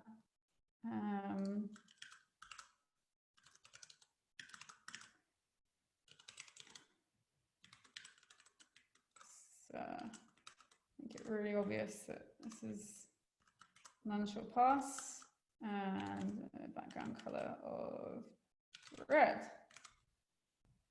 Okay, it's pretty ugly, but we'll go with it.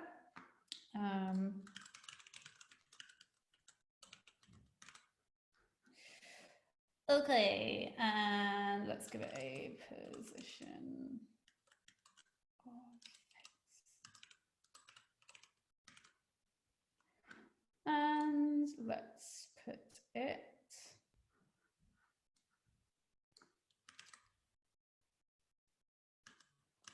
above that secret data.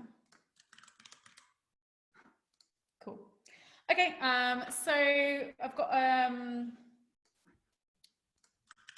I'm sorry. I appreciate that's not necessary. Okay, cool. So let's say we want that to pop up when things aren't good. So let's have, we need this to know if it's going to be visible or not. So let's do something like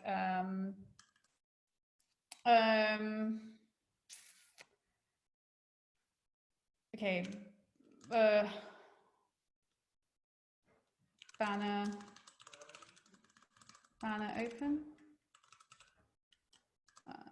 Let's we'll set that to something. So open equals banner open, which we can receive in here. Open, and maybe let's give it a class name of, if open is true, then we'll give it visible, otherwise we'll give it hidden. And okay, let's handle that first. So visible will be display block, and hidden will be display none. Cool. Still saying banner open is not defined, which is very true.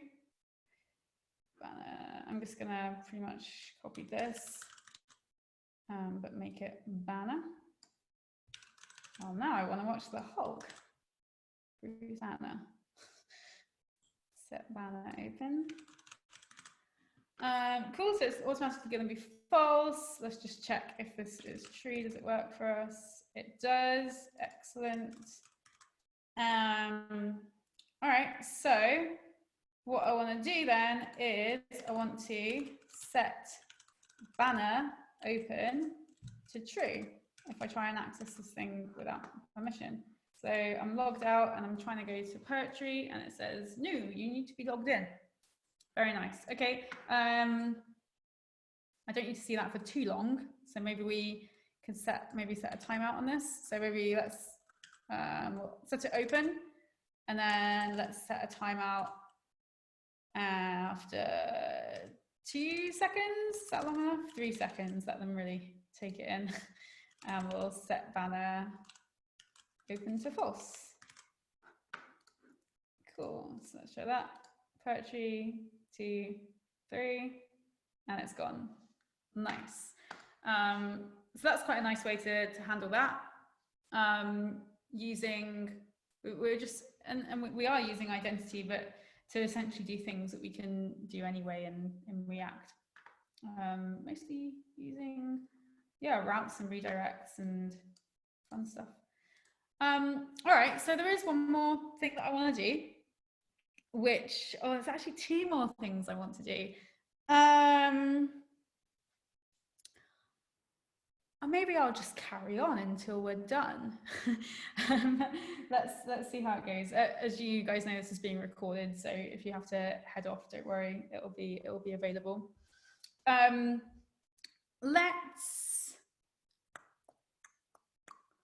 you know what? Let's just do setting some user preferences. What I was gonna do, no, let's do both of them. So what I mentioned, because I mentioned it earlier, let's make an authenticated function. So at the moment I'm trying to go somewhere and it will only let me do it if I'm authenticated or if I'm logged in. What I would like to do is have an extra level of security here and be like, okay, are you truly a valid user? I want to check in with my backend and really, really make sure here. So let's see. Let's make a big red button. Let's make a big red button here. It's got buttons everywhere. And it's going to say, do not touch.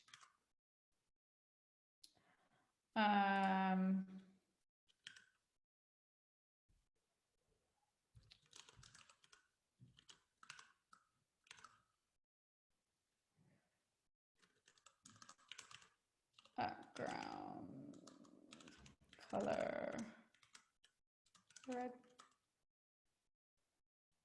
Oh, did I make a mistake?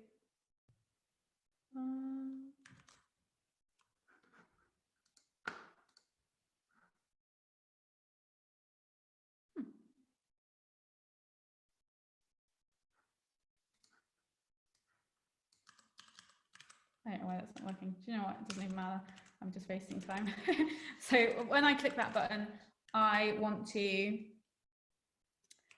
do the dangerous thing that only responsible people should do. A responsible person is someone who is logged in and a real user. They've not managed to get around my system in any way. They are definitely an authenticated user. They're in my system. I can verify their existence. Okay, cool. So at the moment it doesn't exist. And okay, let's do the dangerous thing.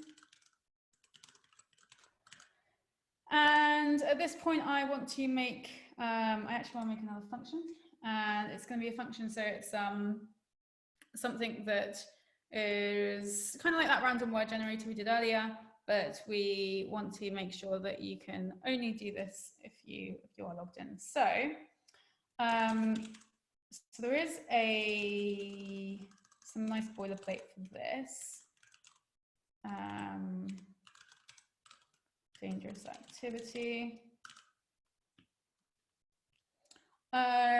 Which one is it that we want to use? We want to protected functions is the one. So let's just clear out some of this stuff. I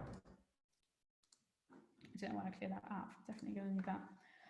Okay, so let's go see that function. So it looks pretty much the same, but we are making use of this context this time. So last session we made use of the event body. Today we've also seen using the query string parameters. Today we're going to use this context as well. And what's in here is, well, you know, even the boilerplate actually logs it out for us. So that's kind of cool. Let's just call this and see what happens. Actually, that would be a great place to start. I'm just going to make this customize. You shouldn't have done that. Cool.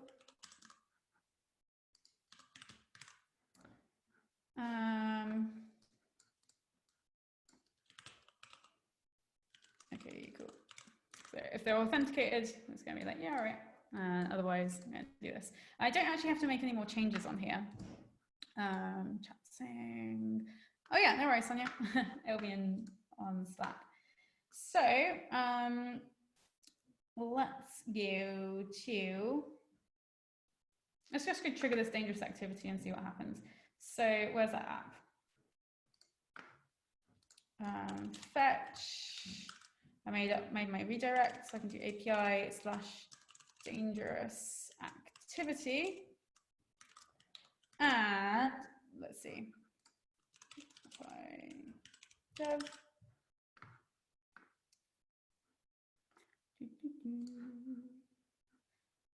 I wish it would reload in the same. Okay, cool. So let's. Oh, you know what I didn't tell us to do anything with it.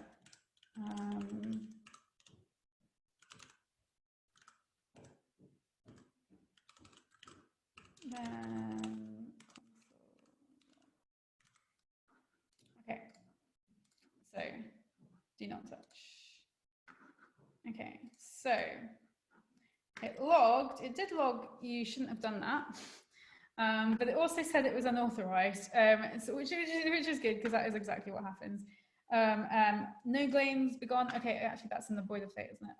Dangerous activity. Yeah, so that's it. It found it didn't have, there was no claims available. Now let's log in and see if that helps.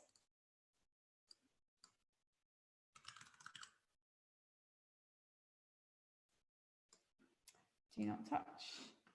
So it's the same thing, you shouldn't have done that, but I'm logged in now, right? I should be able to do that. So we need to get across to that function who we are. What we need to do is actually put in authorization headers. So you know when you use APIs with authentication, we're essentially making our authenticated API now, or an endpoint for us to use. Actually, yeah, let's have a look at this. Dangerous activity, headers 401 unauthorized. Okay, so yeah, it's quite familiar if you've ever hit an API that needs authentication and you don't have it. So let's see how we can do that. So Netlify, React native Netlify identity has a really cool thing where we can actually, let me log that auth info again.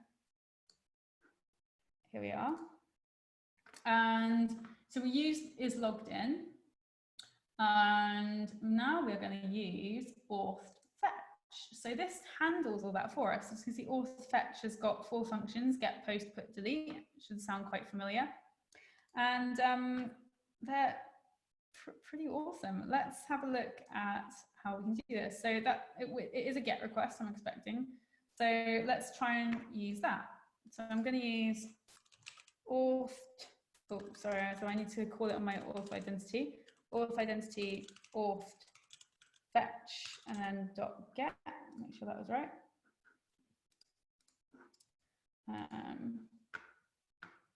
Auth identity auth fetch get. Yeah, that should be good. And what this actually does, if you've ever used Axios, you know that Axios does the translation to JSON for you. If I remember right, this does that too. So let's take that out. Cool. So actually, that's all I'm going to change. I'm going to press do not touch, and that says, okay, cool. Amazing. And this is those user claims that we're printing out. So it's the user in the client context, and that's the data it's got. So it's not all of our data that we have. It's not our full identity, but it's enough for us to authenticate.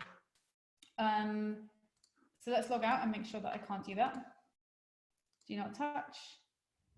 Oh, no user token found. Yeah, fair enough. So we actually I thought it was gonna screw up before then.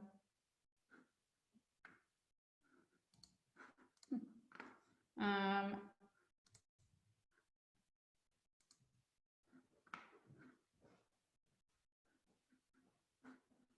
feel like that should have. Okay, I thought it was gonna error in a slightly different way, but that's okay. So let's see, do the dangerous thing. So really, if auth identity is logged in,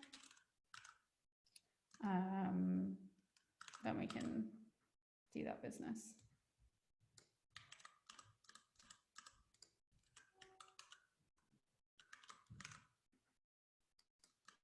And then we can do whatever else that we need to do. So that's quite nice. It gives us this little extra layer of security whenever we're doing potentially dangerous things. Let me just wrap this. Ooh. Make sure that fixes it for us. Yeah, it just does nothing. Oh, do you know what we can do now?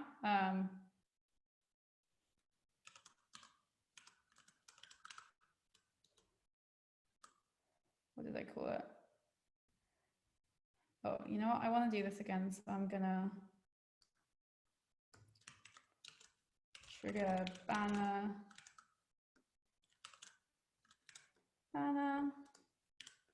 Let's make a trigger banner.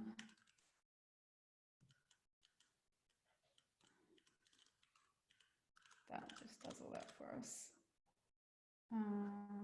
Let's just check that still works. Yeah. And so I want to trigger banner when we try and do the dangerous thing. Oops. Trigger banner. It would be cool to maybe like invoke that with a message that gets put in the banner. That'd be kind of fun. So do not touch, you need to be logged in. Cool. All right, so my final thing that I want to do, and I know that we're over by quite a bit, we're probably going to go on till the hour. Let's use some of that user metadata. So as I was saying that, let me try. I'm gonna. Oh yes, let me just sit down. All right, so we're going to use. Really? Okay, we're going to use the user metadata to store some preferences that our user might have. Let's try and do one. Oh, there we go. Let's try and do something like storing a color preference. So let's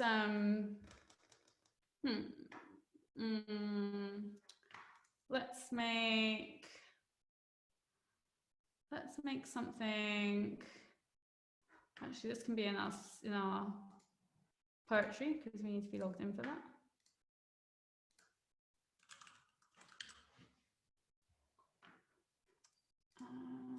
Poetry. Cool. All right. So let's. Oh, click me.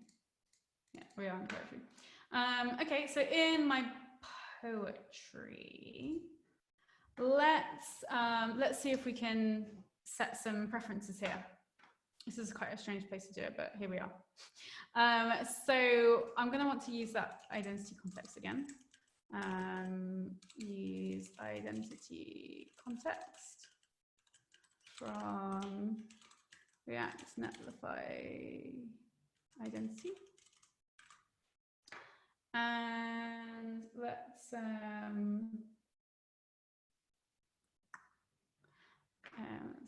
grab it in.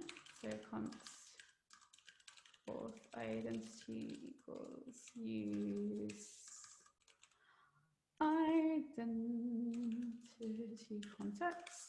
Great. So now I've got access to that here as well. I could have passed it down, but you've got the wrapper, so you might as well use it. And let's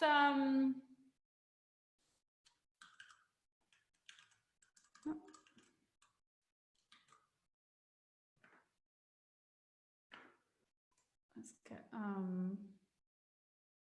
we should have put all these in some sort of a route.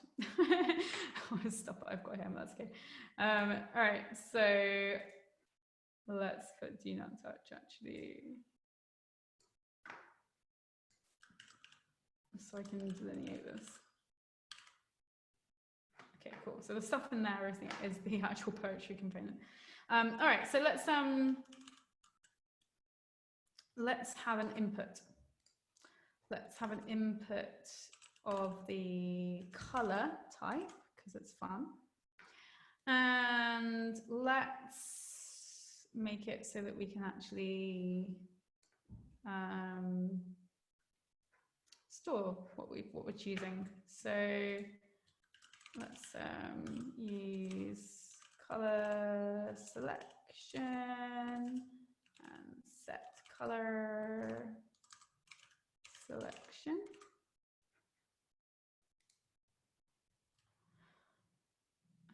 Okay, I'm gonna use state again. Let's set it first to is that a color? I don't know, we'll find out. So let's set it, and then we need something that maybe represents that. So what might we be changing the color of here? Let's see.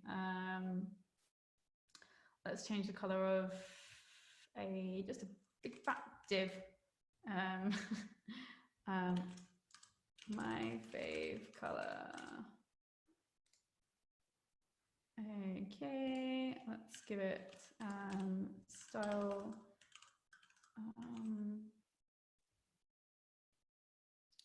of background color of let's try this with red first. Okay, awesome. Okay, and let's go heading.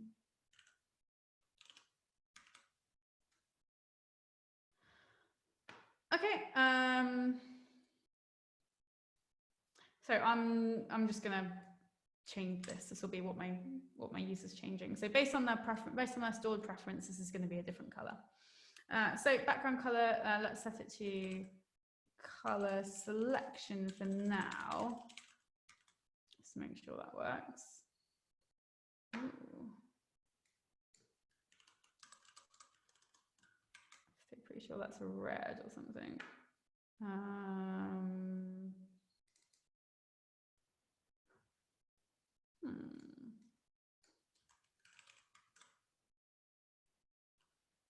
Okay. Cool. Oh, right. Sorry, I forgot the hash. Oh. Lovely. Okay, so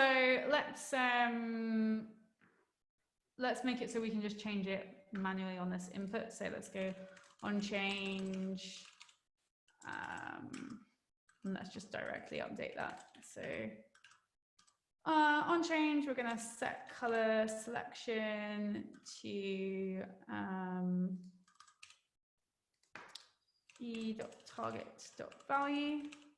That should change for us now. Oh, okay. Came over here.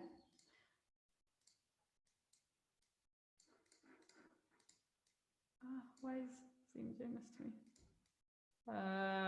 It's just dragging my.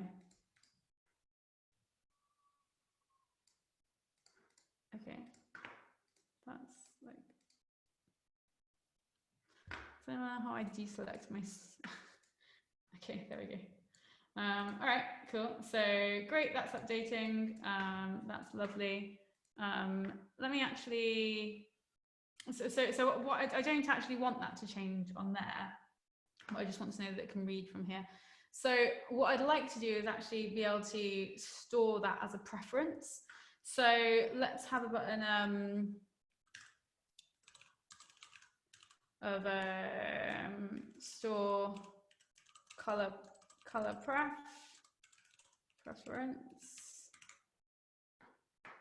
and let's on click of that, we want to update user color pref, whatever that's going to look like.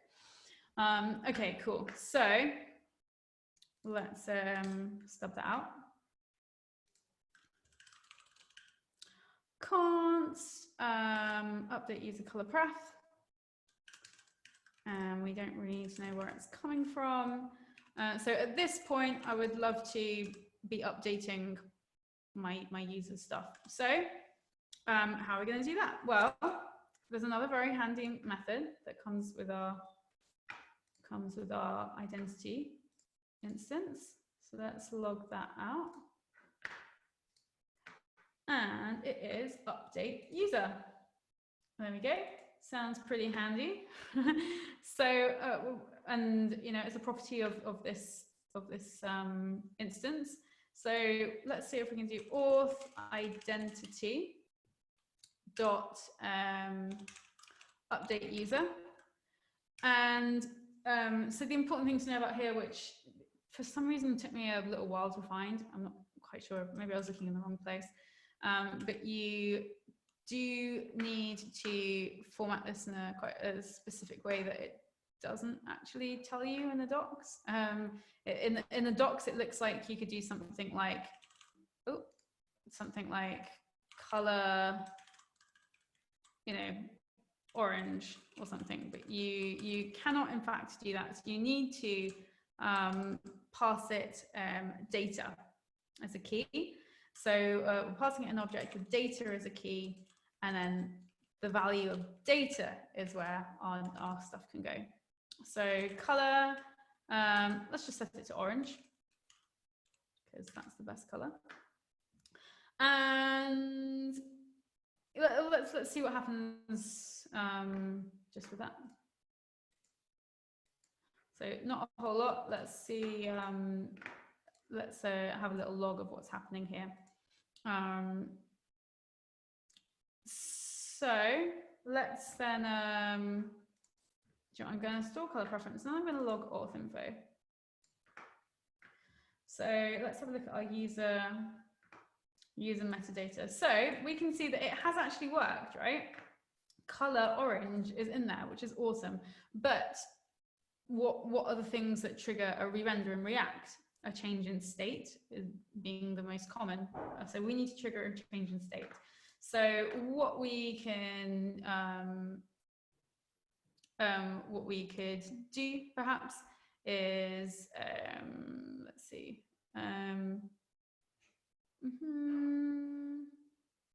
Well, actually, no, we shouldn't need to trigger a change in state because our information is changing. So do you know what I think? Do you know what I think is actually the issue here? We are grabbing this from color selections. So the issue with grabbing it from color selection, as we saw, is that it's gonna. Oh, why aren't you whizzing around with me? Oh. Set color. What happens on my on change? My on change sets the color selection to e target value, and this grabs my color selection. Oh, yeah, there we go. It is working. So I don't want that actually. I want it to come directly from my user. So instead of my color selection, I'm going to go auth identity again. And I'm going to go in and grab that data. So let's go, it's user metadata, I believe it was. And then let's go color. Ooh, and it's orange. Now that makes sense because right now my auth info tells me that it's orange, and that's because I've made it so every time I click store color preference, it turns orange. So instead of that, let's actually set it to our color selection. Okay, cool. So he's still orange. Let's see if we can update that. Yeah, I like that color. Store color preference. And let's log our auth info. And user data. And our color has changed, but it is not actually coming up for us, is it? So let's see. Yeah, do you know what? Let's do. This is. If we were thinking about this in terms of, you know, like good practice in Redux would be to send off a, not a fake, but like a dummy action to your store. Let's do something similar here. So I'm actually going to have something of loading, just so we can trigger a change. So in fact, I don't even need to access it. So I'm just going to destructure and say the second thing from use state can be set loading. It's just so I have something to trigger. So when I update, I want to set loading. And it doesn't really matter what I set it to be honest. Let's set loading to true. And then once this is done, let's set loading to false. So I'm having a state change that I can work with. So let's give this a go. Let's go for, I start purple, store color preference. Oh, weird. Why didn't that work? Oop. What's going on?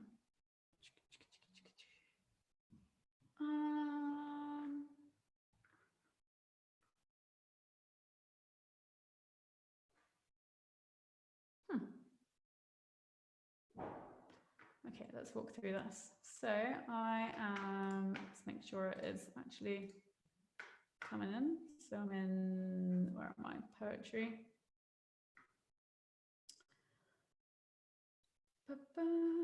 Poetry.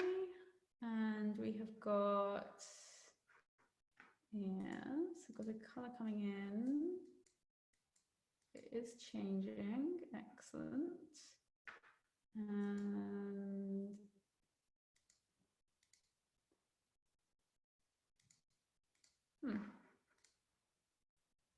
it doesn't seem to be hitting that. Let's just try that. Maybe I'm console log updating.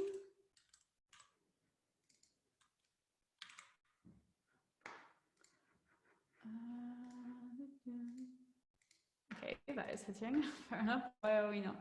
Why is that not happening? Set loading. Let's set loading. Let's start it on false. Makes a lot more sense. There we go. Okay, so let me see.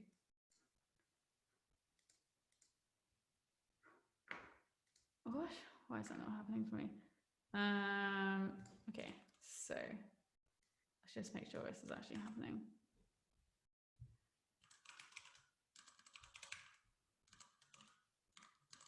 If anyone sees any syntax errors, please let me know.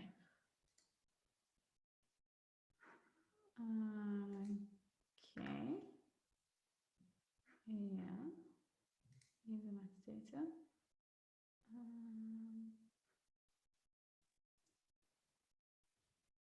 Oh. Oh look, it's coming back as FF0011. That's not true though.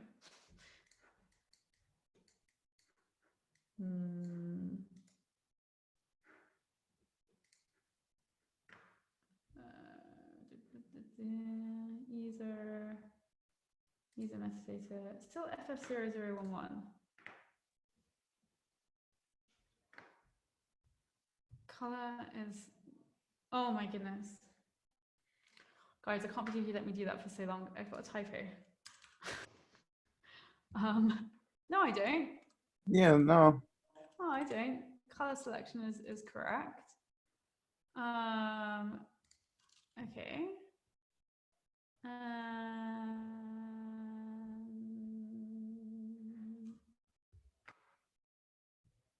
don't know why that's not working. Is there a typo on line 10? Color selection? As long as they're the same, it doesn't really matter. And I was just thinking with the second, with the S in the selection, should it be uppercase? they are, yeah. So this as well. As long as it's as long as I'm consistent. So now I've changed that to uppercase. Oh, okay. Where is it that I'm using that set color? Yeah, I was using it the same. Sorry. So my color selection is updating. So let's just go back to components and back to poetry. Okay, so let's see. Yeah, that is happening, and that is the only three I have, right? Yeah. Word loading and color selection. Oh, look. Loading is like constantly true. Interesting. Oh, right, of course it is, because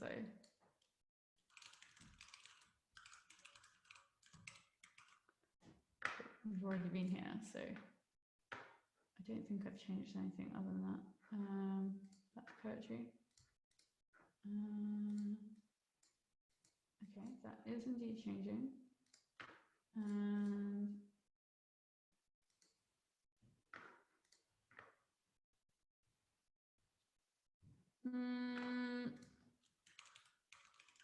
I don't.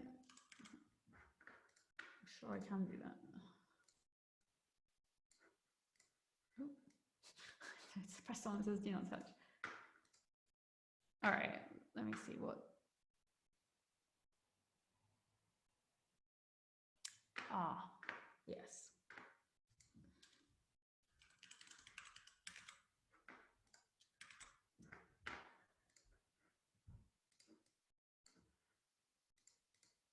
There we go. So I needed to pass along, even though I'm not using it, I needed to pass this thing along. So I can't believe I forgot to do that. Okay. So yeah, essentially a syntax error. So it wanted me to acknowledge this. I might be being very silly here and missing something very basic and obvious. I'm not 100% sure why.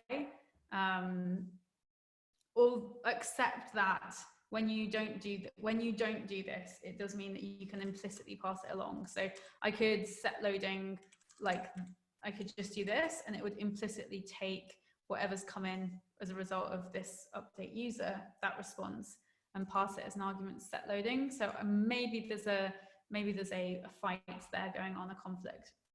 So I'm just going to say, well, here it is, but we don't want to use it. We just want to. I mean, I suppose we could, as long as it's data. Let's see. I have a feeling this is going to work as well. Yeah. So it looks like there was some sort of conflict happening there. It didn't like that I was just saying that and for it to be passed along. I think it might have thought that I was executing this and then passing the result of that argument. Actually, you know what? Now I think about it, I'm 100% sure that's what. 98% sure what was happening. So that's fun to know. There we go.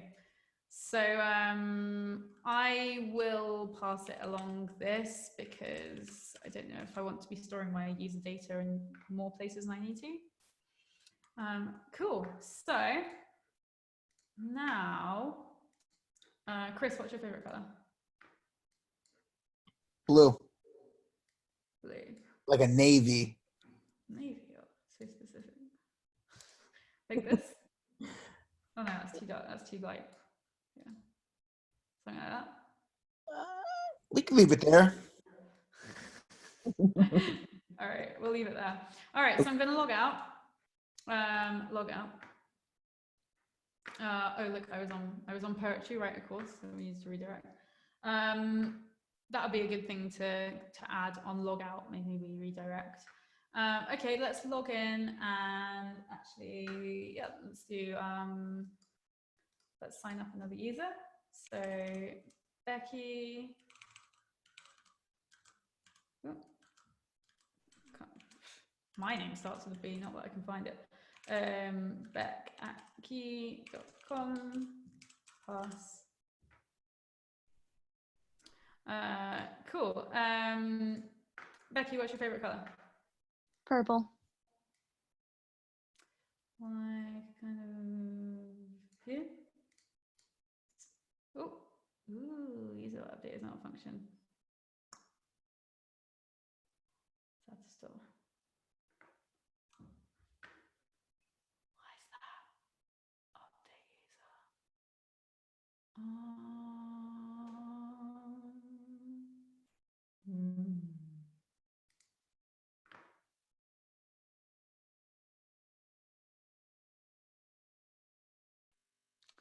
It's not finding you.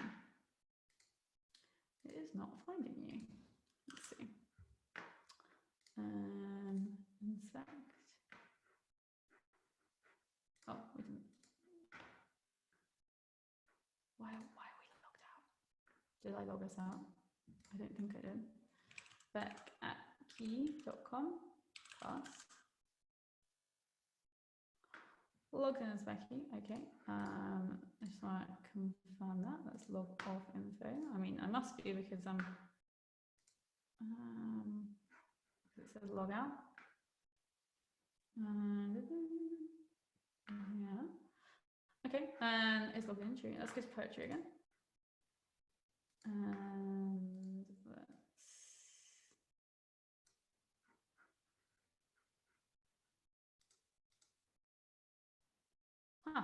Oh, I'm not quite sure what happened there. So when you add a new user, it doesn't log them in?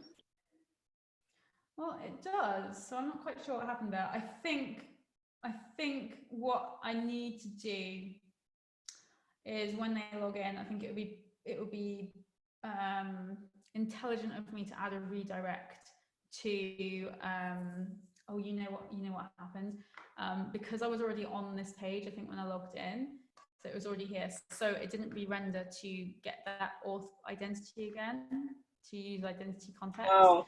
So I believe we would need to go into that and check.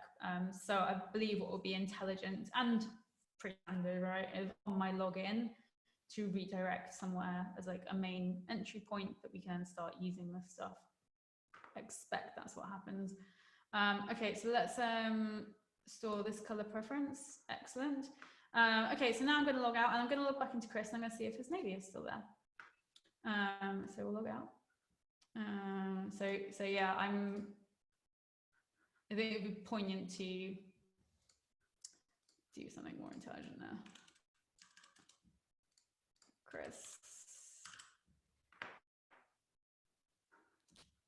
Okay, so poetry, and his blue is still here, which is awesome.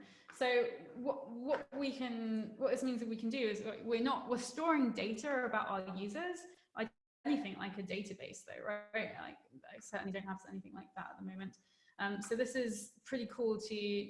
I mean, you don't want to store anything secure on that you need to keep secure on here because it is accessible. But it's a nice way to just keep some preferences and things. And yeah, let's go to identity and have a look. So we've got Chris here, and yeah, it's just stored in his very being. He knows that he likes blue now, and it's only accessible in that user metadata. That's kind of fun. Cool.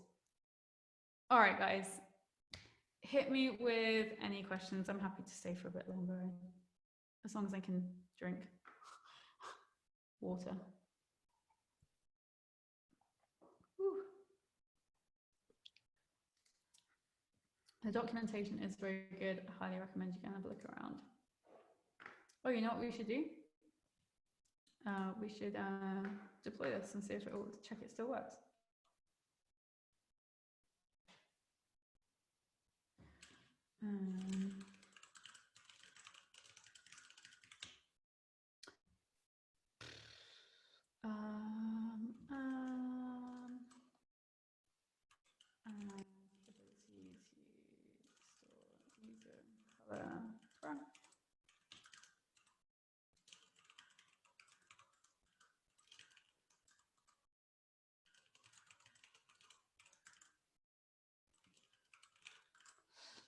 Cool. All right, so I'll be doing this thing. Yeah. Anything you want to try, bring up? It's been a long session. Thanks for sticking with me. I'm gonna stop the recording now.